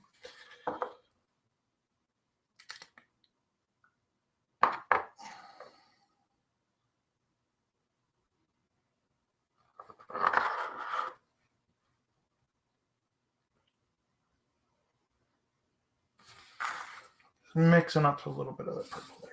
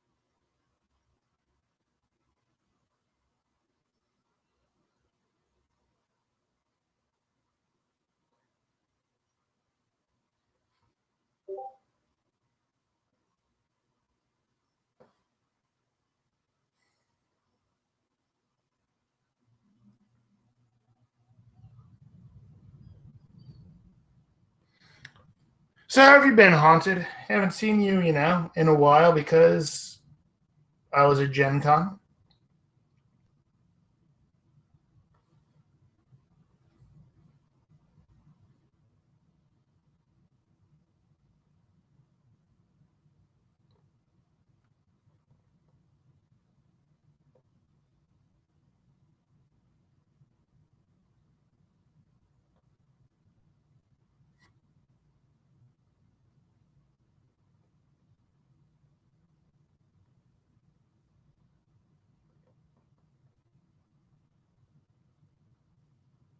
Also, I haven't really tuned into anyone's streams because, I was at Gen Con and then I had to drive back.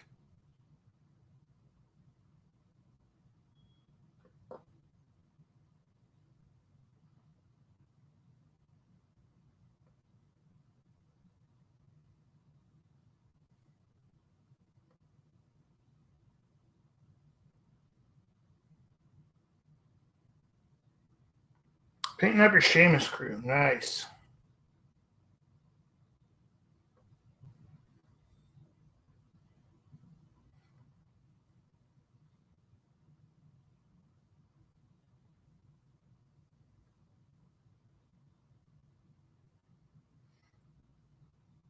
Excited. I left on Monday originally because we had so I left for Gen Con a week ago Monday because we had a tropical storm headed my way. And I didn't want to get stuck in Texas. So I left a day early. And then got into town on Wednesday, helped with the booth setup, was there all weekend, and then I started to drive back on Monday Monday. Got back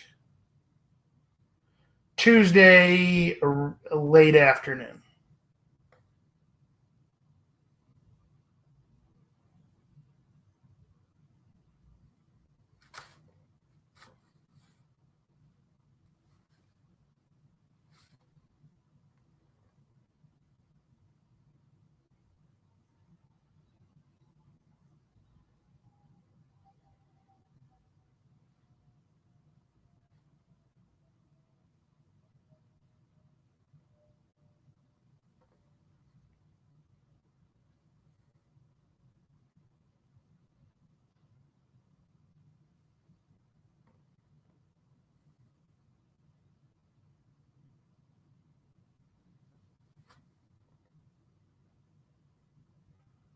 But I had a blast at Gen Con. It was good fun. Ended up, playing in the Tyrant tournament.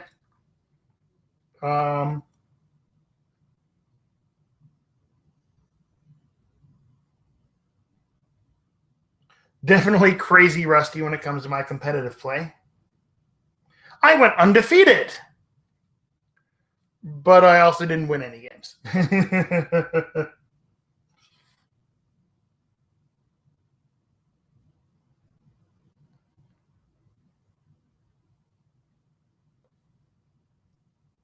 Tied all 3 rounds.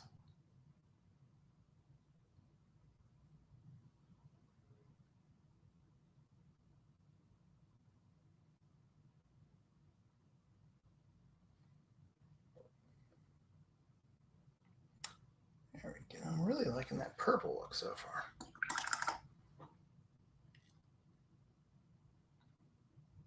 Brandon, local RPer Brandon. Brandon who? What was he playing? Because maybe I'm also terrible with names. Oh, yeah, I saw him. I think he ended up winning the whole thing.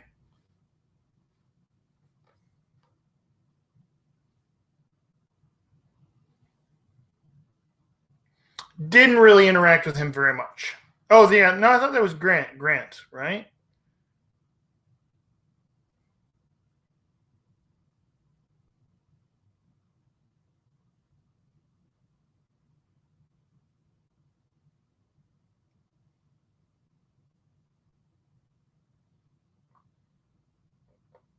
Yeah, I didn't really interact with him all that much. Obviously, going 0, 0, and 3 means that I was not in the running. I ended up solidly in the middle of the pack. But so I didn't get to play against. So I didn't play against him. I didn't end up really interacting with him all that much. Alrighty. Let's go with a little bit.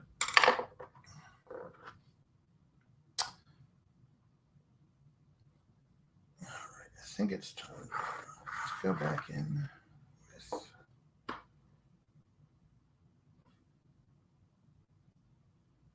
Yeah, let's go with that gray.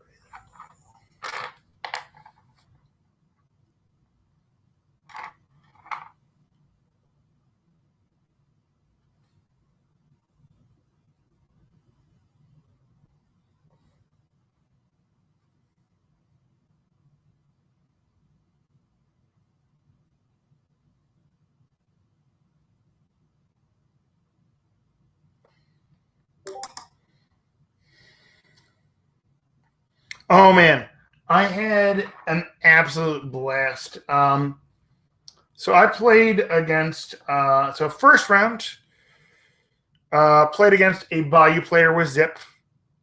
It was fun. God, can't remember the guy's name for the life of me. But second round ended up playing against. If y'all listen to the Steam Powered Scoundrels at all, played against Roman. And that ended up being a close game. I thought I'd lost it, and then we actually wait a minute. Oh, Sam Barrows, yes. Which I felt like, you know what, with his name Sam Barrows, should have been playing Parker. That's just me. But yeah, no, he was fun to play against, and he knew what he needed to do to take down my shenanigans crew. He took down the parts of the crew that would have allowed me to score more points and keep him from scoring.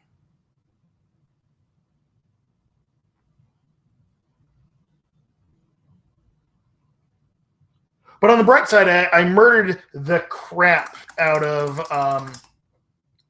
absolutely murdered Zip. It was delightful.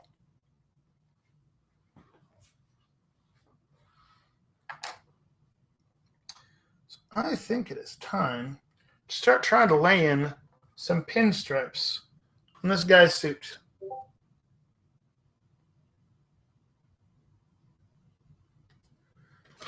So what we're going to do for that. Okay. Tied Roman round 1. Yeah, I tied Roman round 2. And then Furyk and I here tied round 3 in the most shenanigansy way possible. 8-8. Oh, looks like I've got a lot of rainbow vomit going on there. So, all right. Let me grab.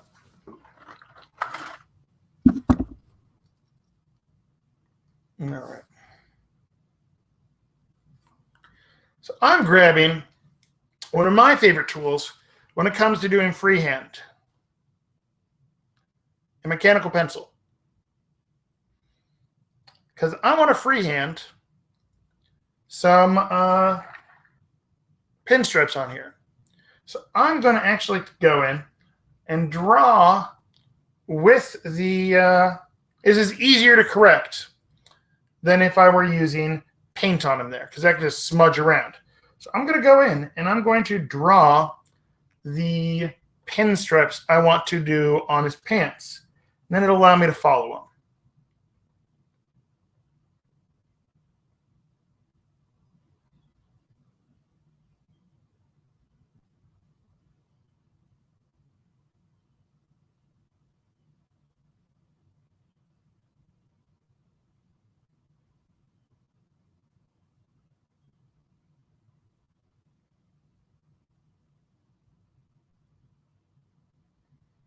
helps to kind of, establishing them. I may not do all of the pinstripes I do on there.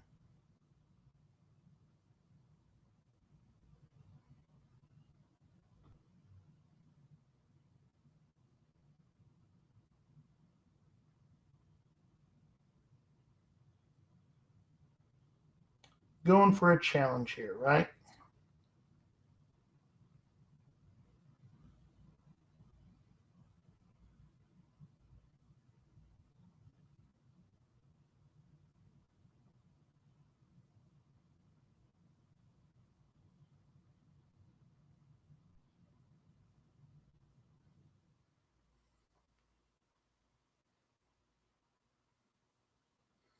I didn't end up going after the first mate. He kind of ran away.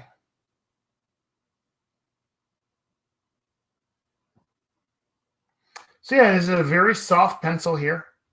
It's also, I'm super early in the paint job here. If I mess this up, who cares? I just go over it and lay it back in there. That's why I'm kind of, trying to establish it right now.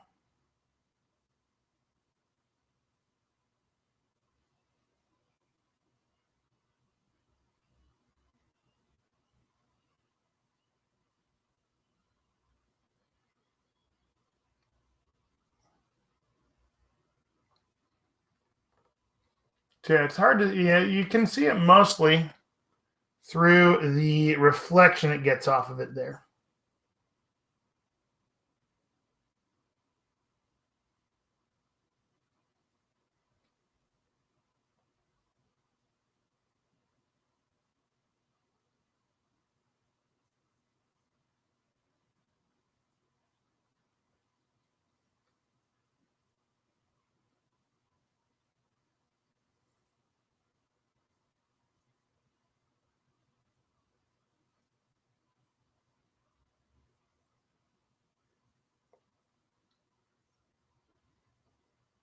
Ooh, color drafting leads. That sounds nice. Yeah, so this one, I learned this one in a class a couple years ago at Gen Con that I took on how to do, freehand stuff there. And it lets you just really gently get it in there.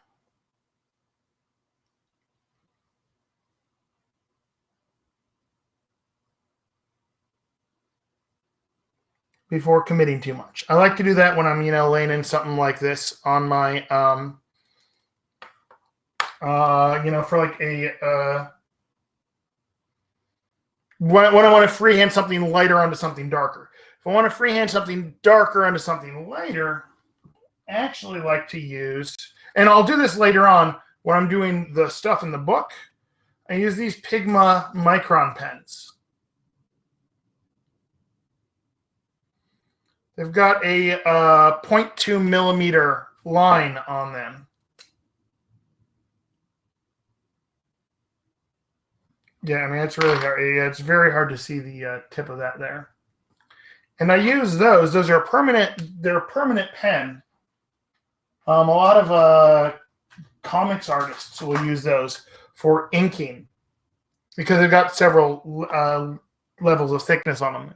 And you can do that to, I'm going to use that to write some words or symbols or something in the book there.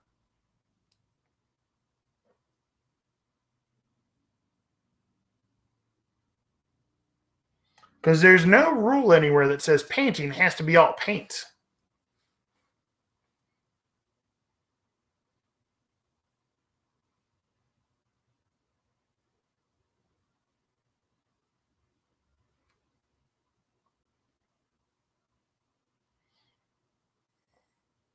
And here's the other thing is, I can't get all the way back into there, way into his crotch there. You know what? I'm just not going to get a pinstripe there. It's going to be, it's dark there. So you can't see it.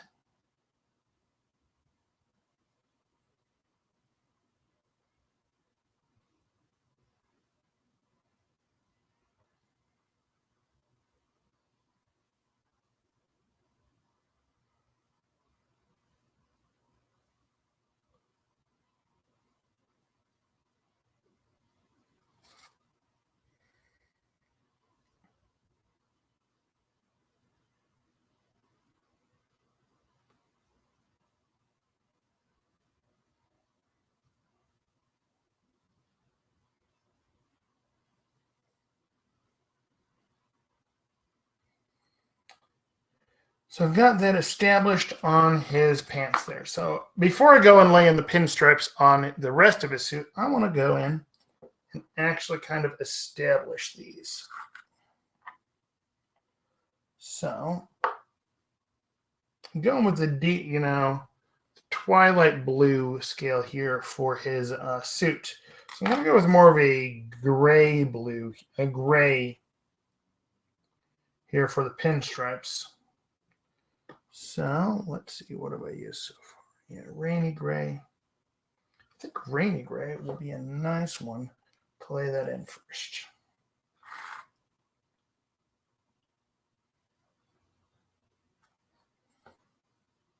Actually, no, let's see. Cloud gray or rain. Let's go with cloud gray. I'm going to go a little bit darker. Figuring out exactly how dark I want to go with this. Play around with it. There we go.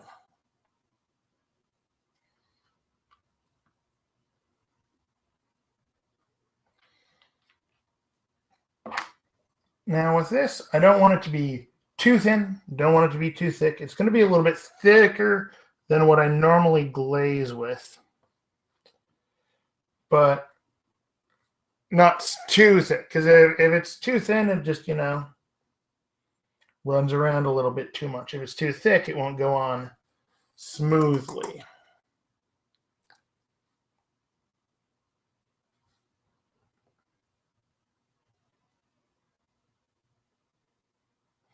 Actually, let's go with the number 1 brush, not the number 0 brush.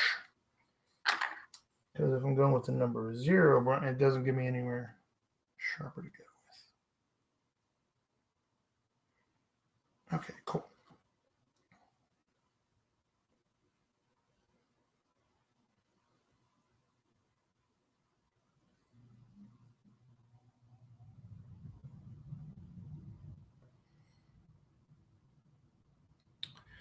Oh, and if you're trying to do straight lines, this is one of those silly little tips that got taught to me a while ago. Is you do not want to paint this way. You want to paint this way. This uses more muscles, and you don't have as fine a control over them. This is, up and down. You've got finer motor control.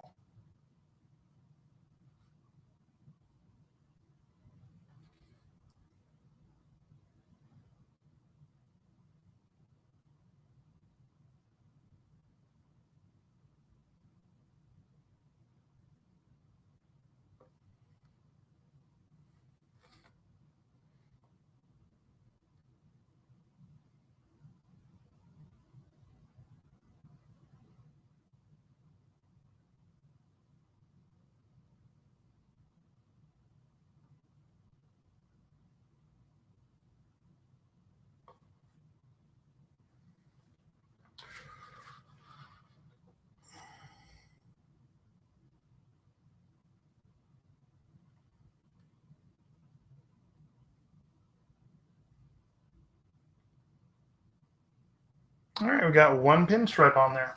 Okay. Only 12 million more of them to go.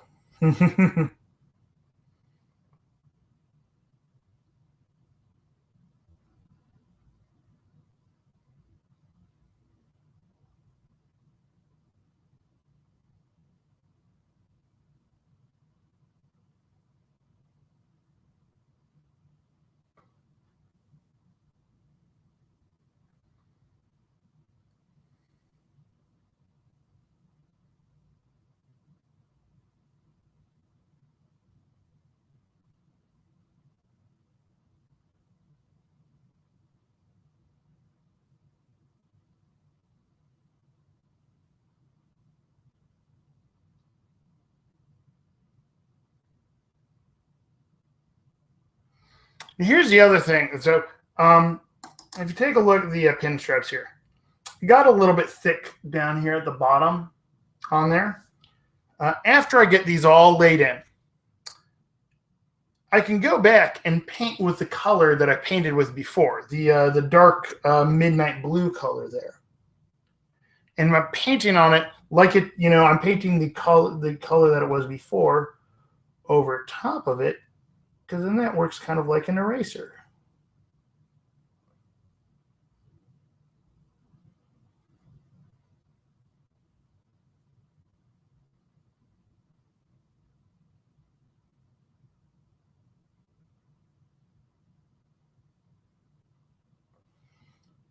And right now, I'm really just going and I'm following those lines that I traced on there.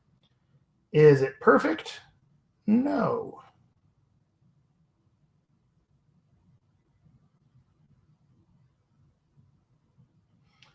But it does give a really nice look.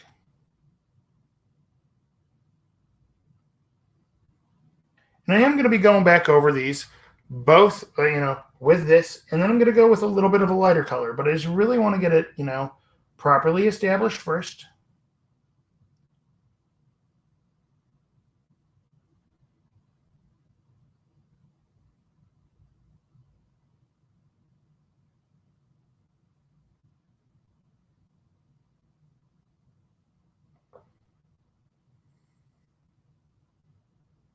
Do 2 thin coats, as they say.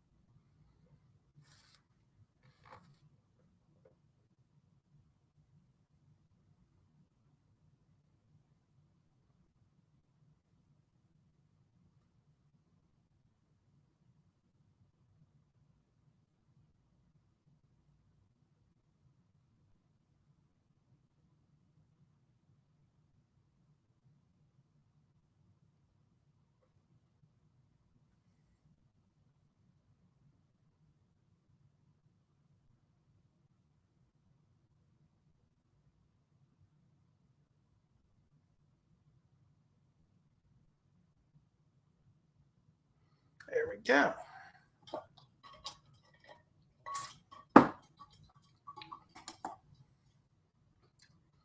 Yeah, I'm liking how that's looking there. Looking like a fancy deacon guy.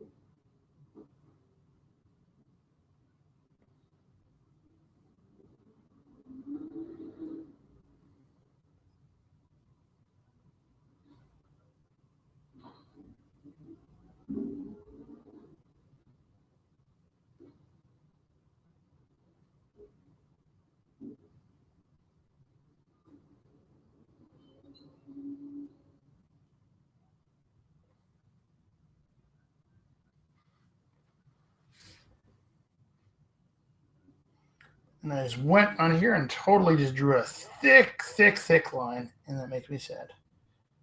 But I can go back in there.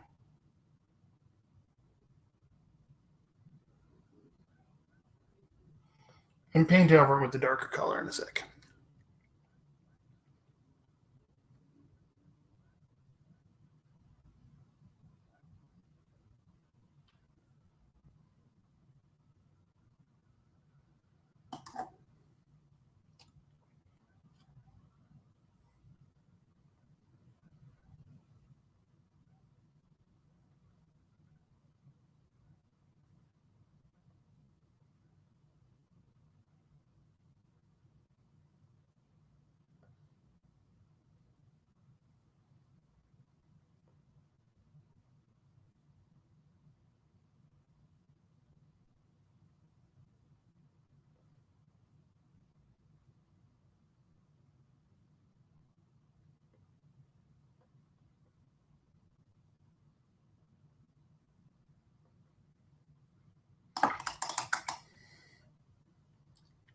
And I apologize. I keep getting my noggin in the shot there. These things happen because I'm really leaning in to get a close look on it this time.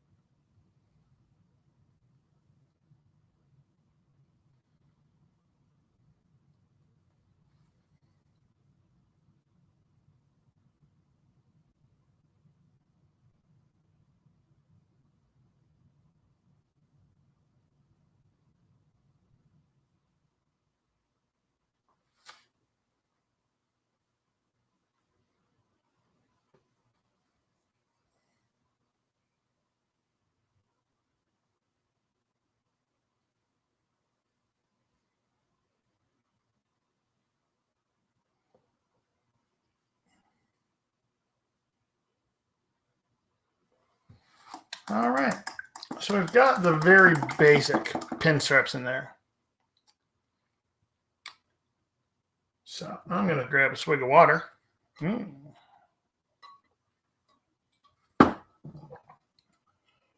I'm going to go back in. I'm just going to reestablish them a little bit, clean them up a little bit. Second, thin coat with them.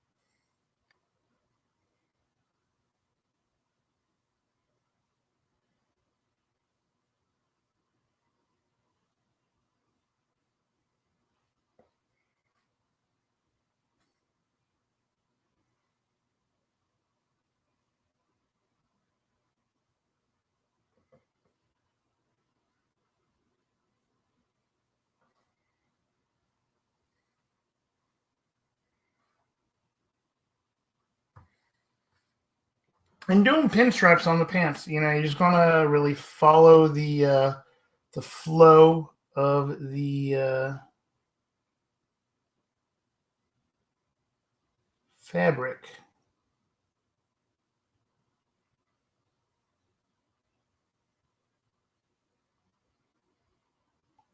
But it's a really simple freehand you can do to something that can really make a model pop.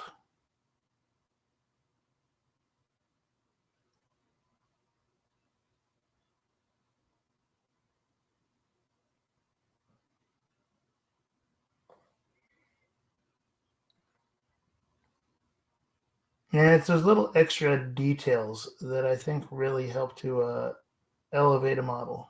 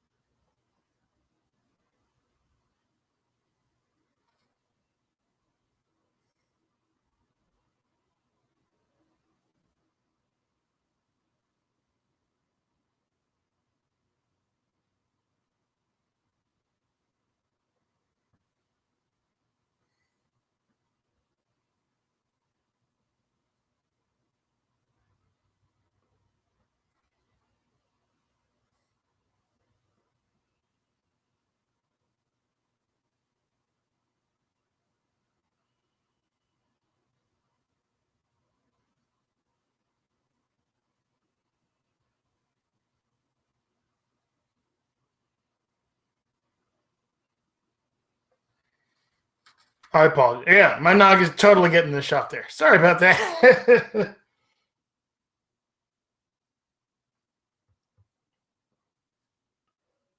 Really getting focused on this guy there.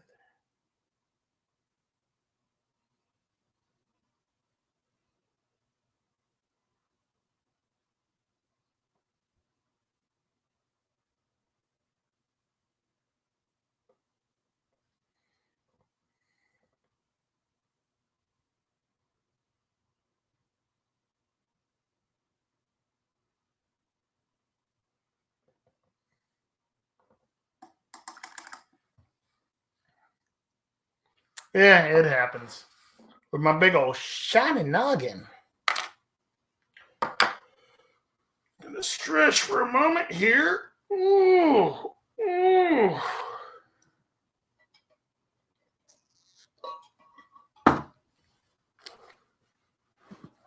Alrighty.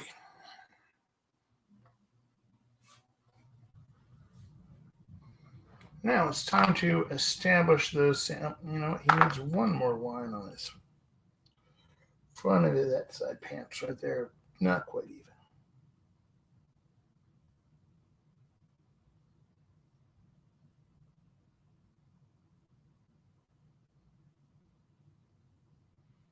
Here we go. Now, time to establish this in his suit jacket. And remember on that, so we don't just go straight vertical, we got to follow the line of the fabric. So I'm going to start by following the line of the cut right there.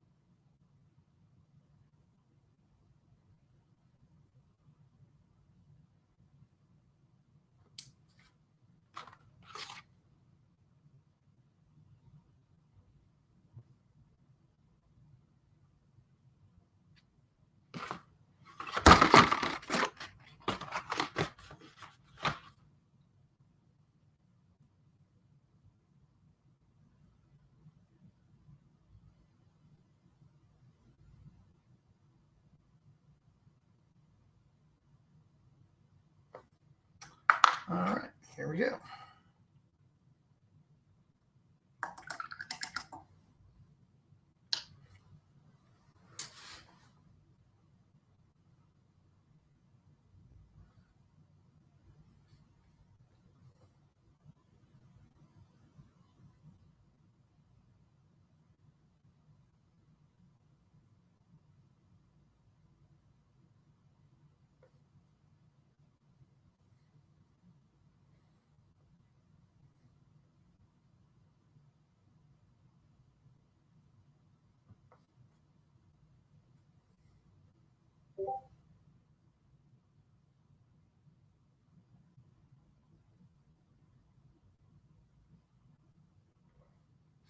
Can't believe this. A little bit too much there. No, that's not even the right color.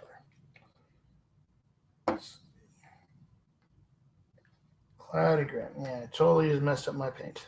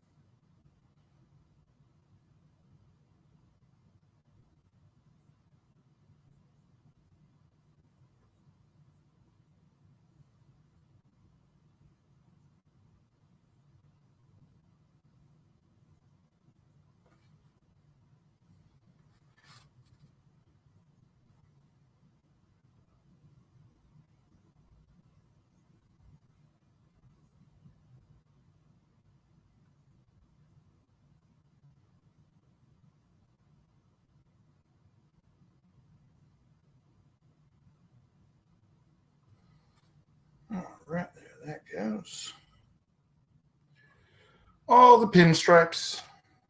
I think that's going to make him look like extra fancy lad.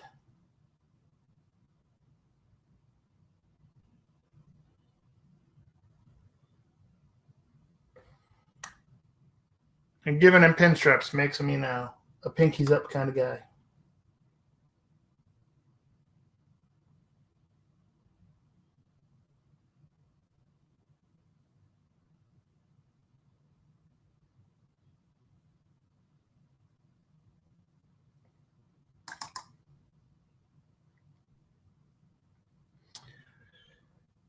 Whew. What am I most looking forward to? It's well established that I am a Marcus fanboy. So I'm really, really eagerly anticipating the new Marcus model. I think that is the one that, Beast Meowcus. Beast Mode Marcus is who I am, the one model I am most eagerly anticipating.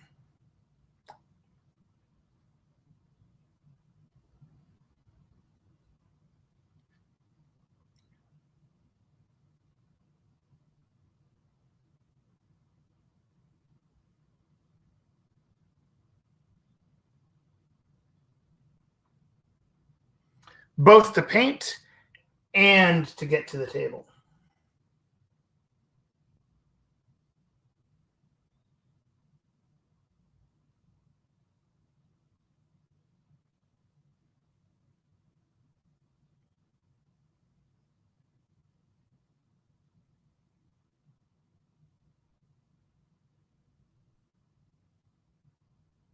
Because I want to see how that plays.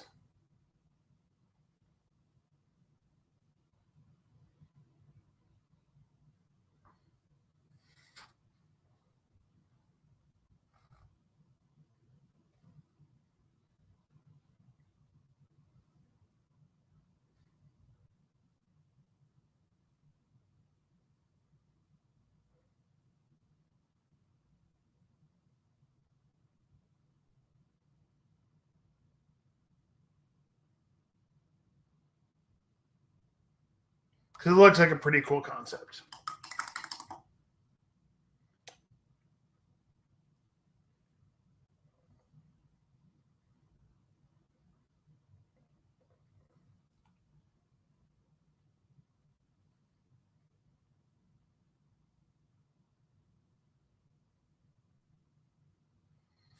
I need to take a look at a source image here.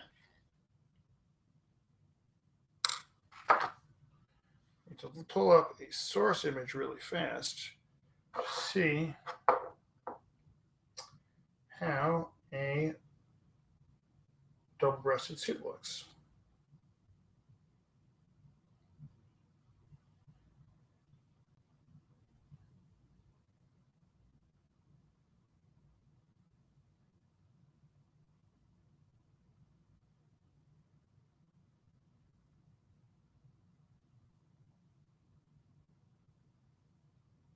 Okay, cool. So if you take a look at the way the lines on the lapels go, it ends up not follow. It follows the. It goes with the fold, not with the other lines there. The art here, they drew the line straight down. So I just had to double check that. I'm just going because it's fabric. It's got to flow properly. Excited for Zoraida Yedza.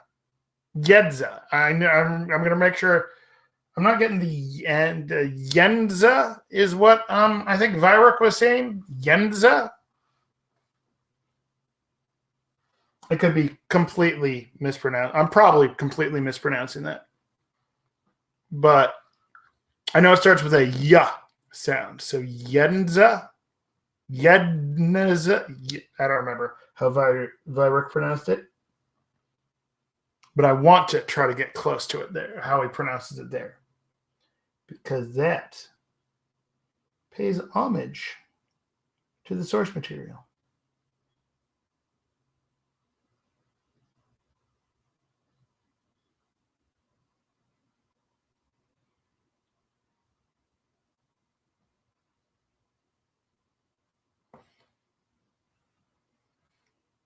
Yenza. Okay. It's easier to pronounce than I thought. I thought there was like an N and a D in there, but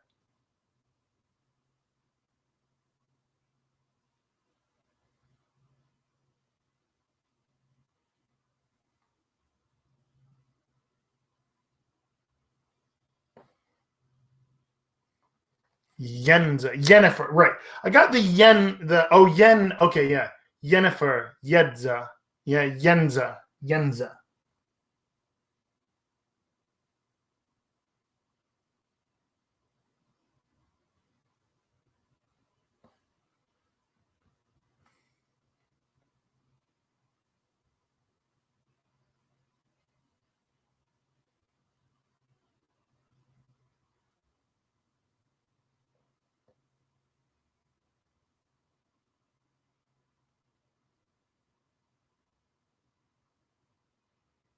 There we go.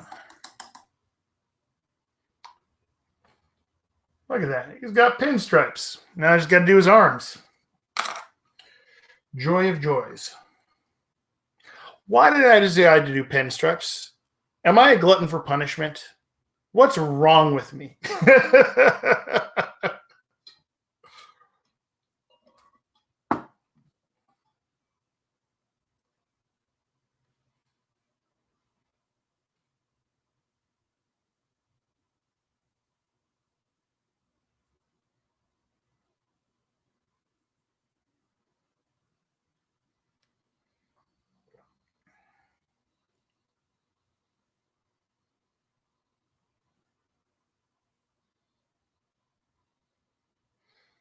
Could someone explain to me again why I decided to do pinstripes on this guy? Apparently, I'm a crazy person.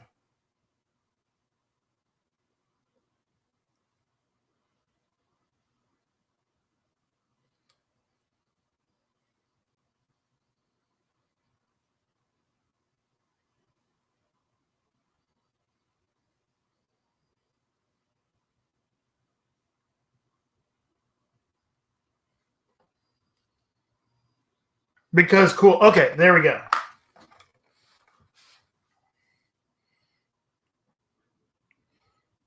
think I've emerged from the chrysalis of misery on him a little bit here. It's not, fully done yet, but I think the pinstripes are really helping to pull him beyond that.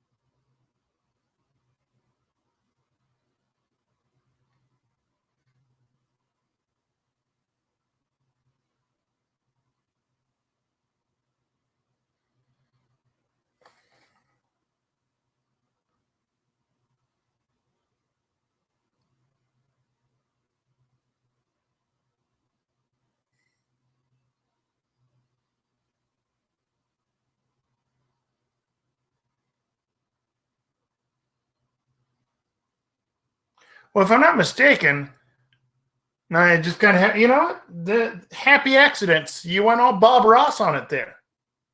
But you know what? Good job being Bob Ross.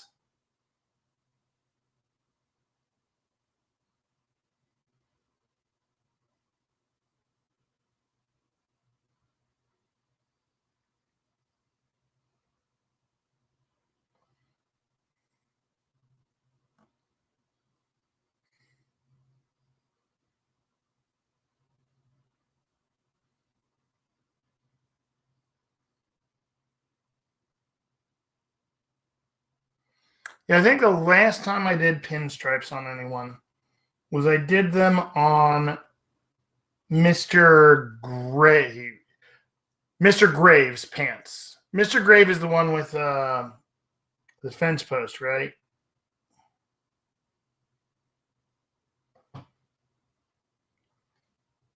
Yeah. So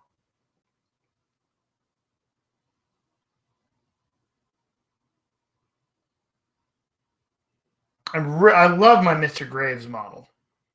That's one of my favorite models I've painted because it did the pinstripes on his pants.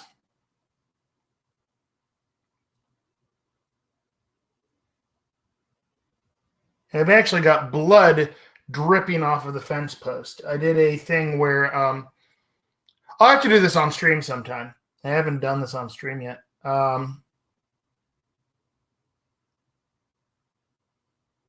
I used fishing line. Put a little bit of fishing line on the end of it and coated it with some of the special effects blood paint.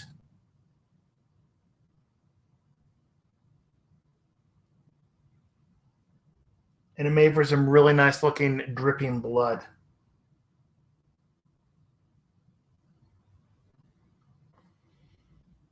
And I use If anyone goes, if you go to my Instagram, you can check out the what is it? The Malisaurus that I painted up. I did spittle threads inside its mouth using fishing line.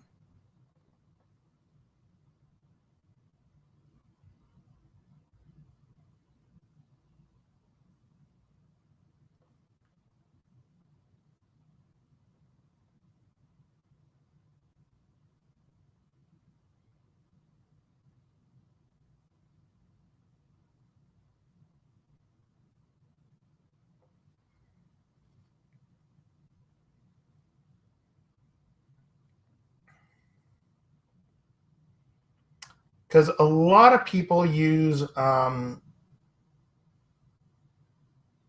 recommend using the Yoo-hoo glue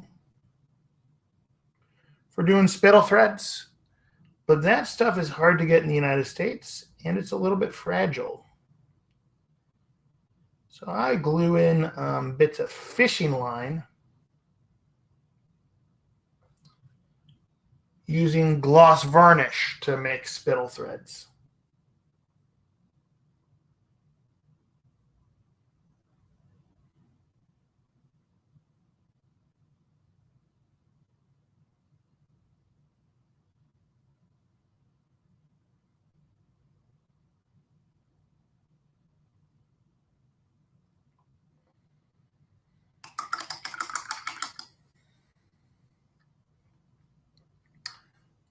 All right.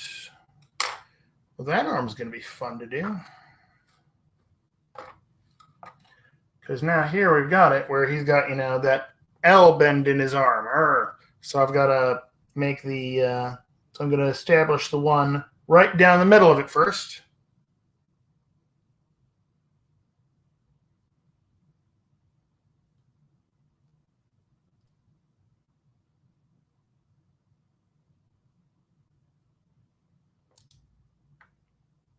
And then start doing the other ones.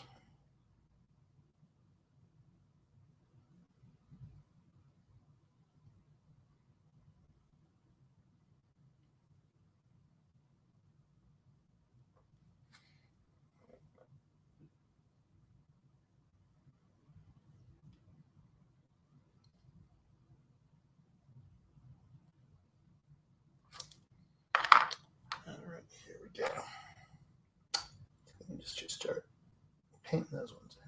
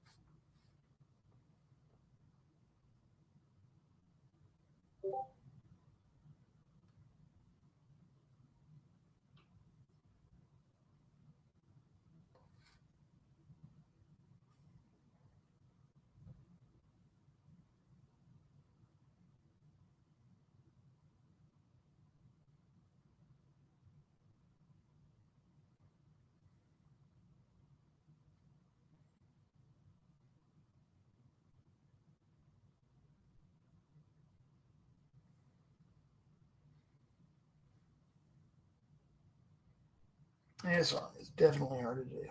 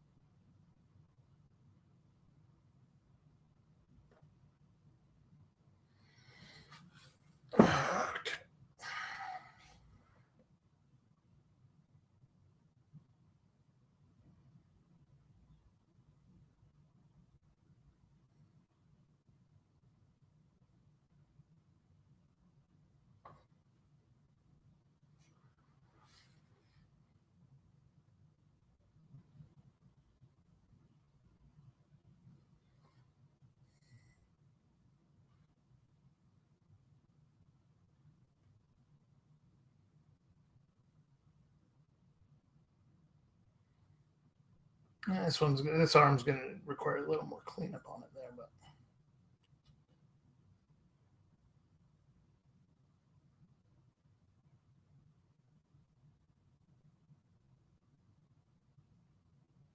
Oof, I just butchered that.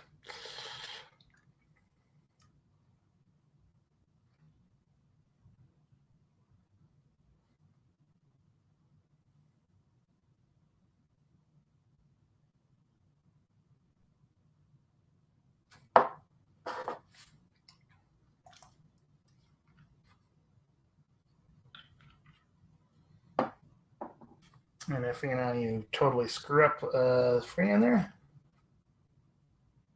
just take the color that you had before.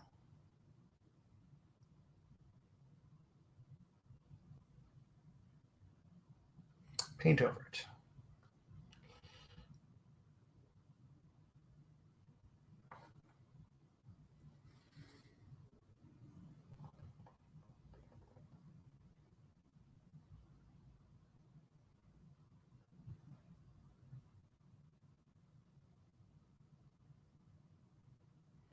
There we go. No harm, no foul.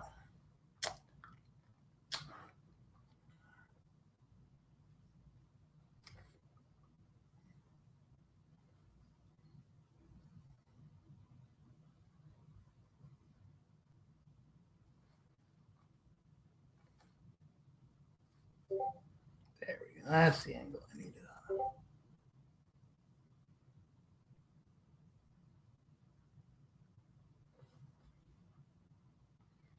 Sometimes to get those lines right, you just have to change what angle you're holding the model at.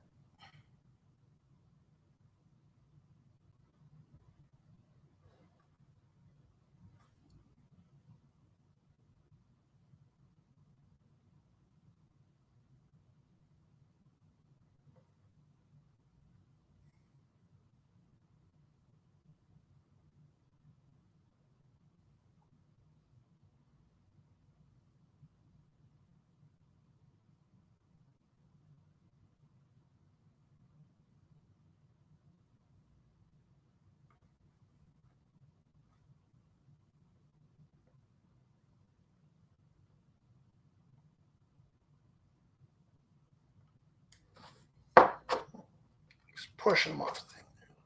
Okay.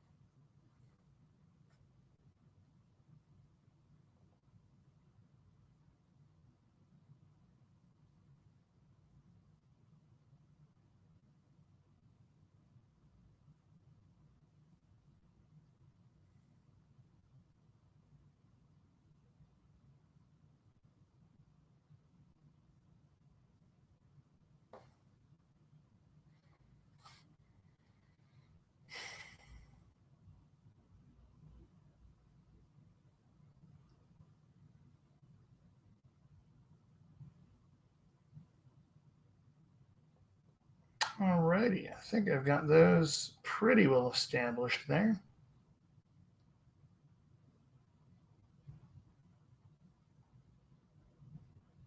Need some cleanup, but you know what? Looking pretty good. Look at that.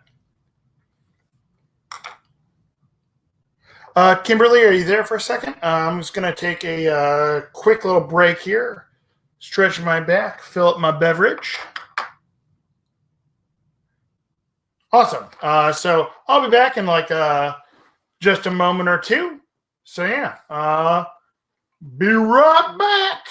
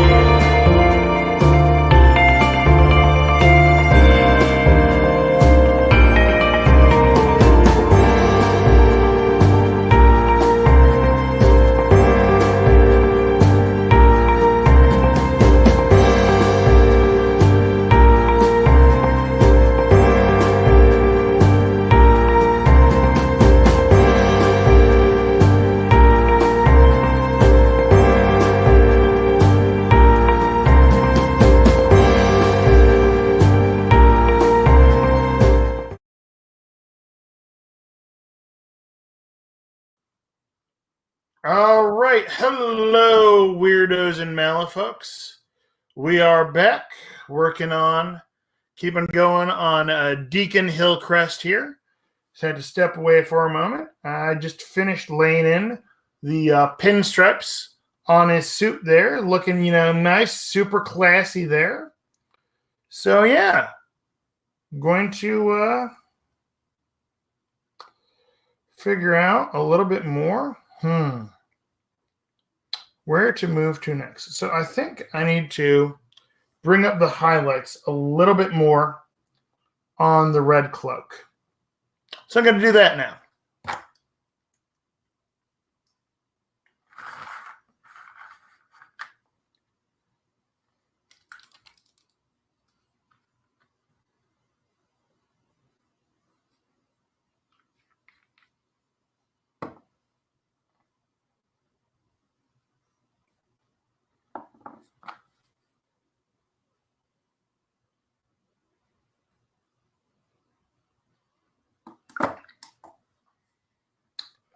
I'm glad you like my classy stripes.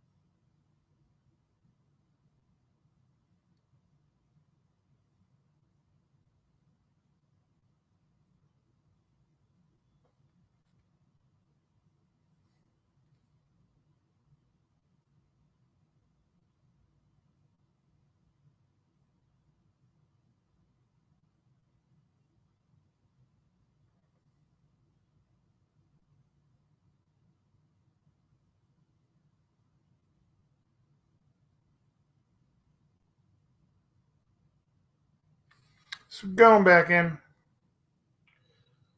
and working on getting some more highlights going on the cloak here.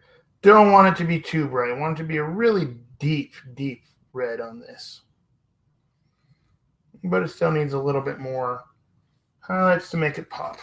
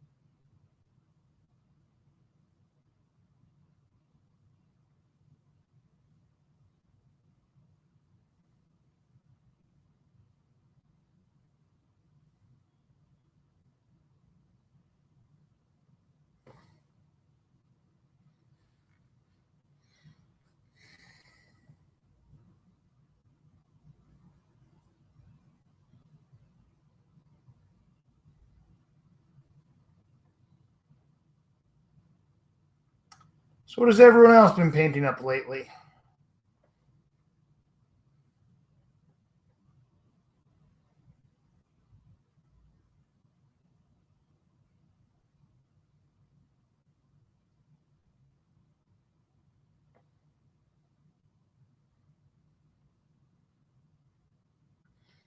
Painter's block. That is a sad, sad thing to get stuck with.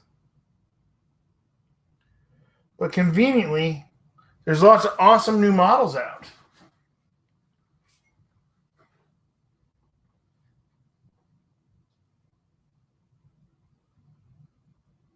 Malibu Burns is full of all kinds of great inspiration.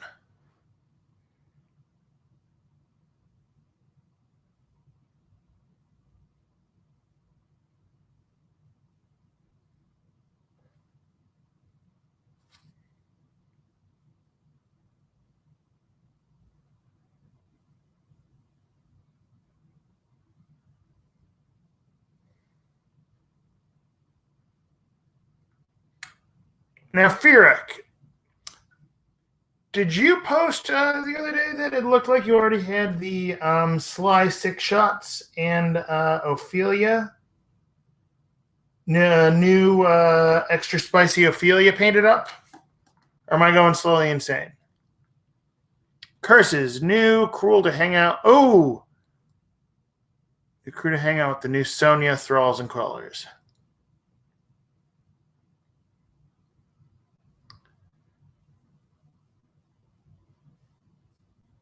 Yeah, you know what? Not honestly. I know a lot of people who would sort of like, hey, now I've got all this time to paint. But then just with all the, pandemic goings on, made it really hard to concentrate on actually making art. When I was at Gen Con, I was discussing this with so one of my favorite art studios there. That's the people from Studio Desaad. So Nigel and Sarah and Sin and all of them. I love those guys. They're awesome. They come down to the Texas Ren Fair too. But I was chatting with Sarah and Nigel about how normally they hit the convention circuit pretty hard. And honestly, their booth was about, was one row over from Wyrd. So if you came by the Wyrd booth, you probably saw their booth. They do some great artwork. I've got a lot of their artwork up on my walls in my studio here, as well as around the house. And we were talking about how, despite the fact that we've had a lot of time at home, a lot of creative people aren't being, creatively productive. Especially in the early days of the pandemic when, things were, there was no vaccine or anything.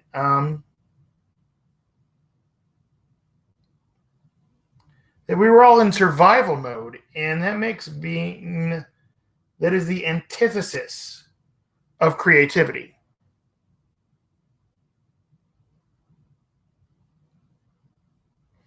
And while, some things have gotten better, we're still in the midst of a pandemic.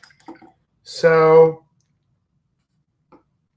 if you're not able to get yourself into a creative mood, that's perfectly acceptable.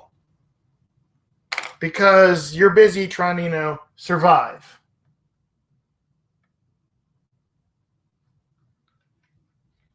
And that, made me feel better, made a lot of people I know feel better about really only being able to focus on the essentials.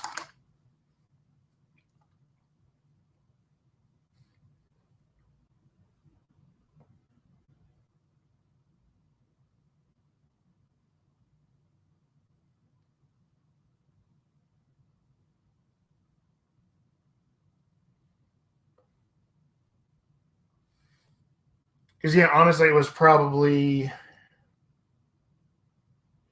the first 6 months. At least, honestly, I probably went at least 6 months without painting anything. Because it's like, well, when is it ever going to see the table? So I was very, very sad.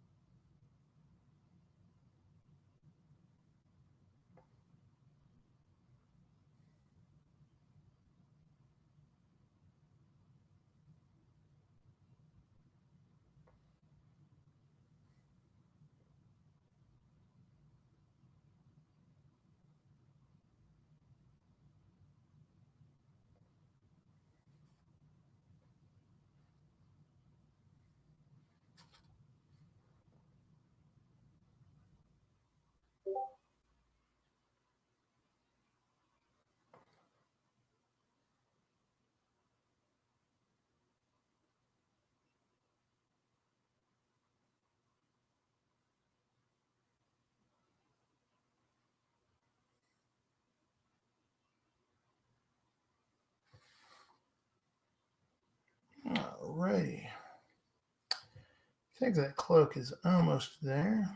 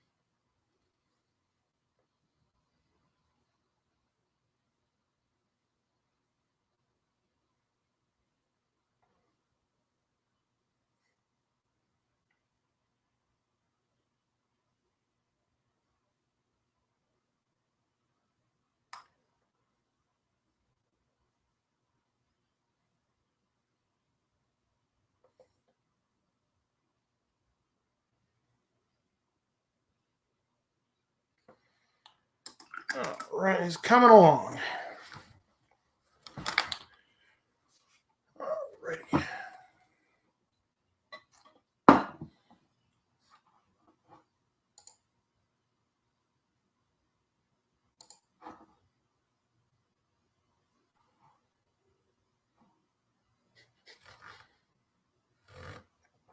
All right, so get a little bit more of that purple.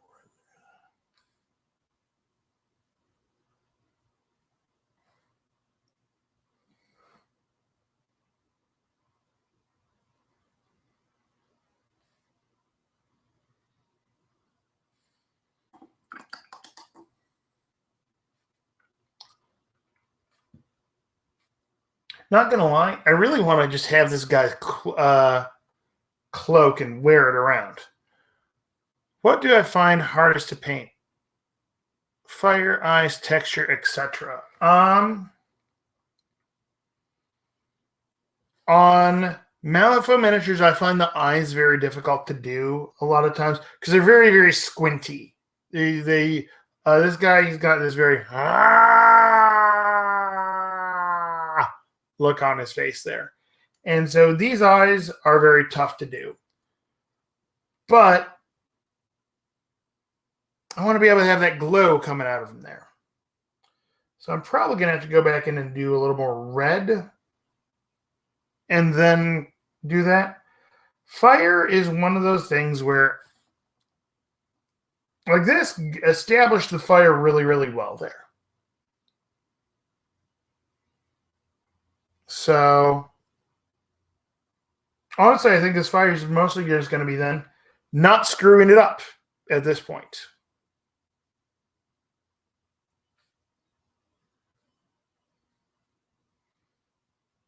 But yeah. Hardest to paint. Every different thing is a challenge. Yeah, I know. That sounds like a cop-out answer. But it's very hard to pick one thing that's most difficult to paint.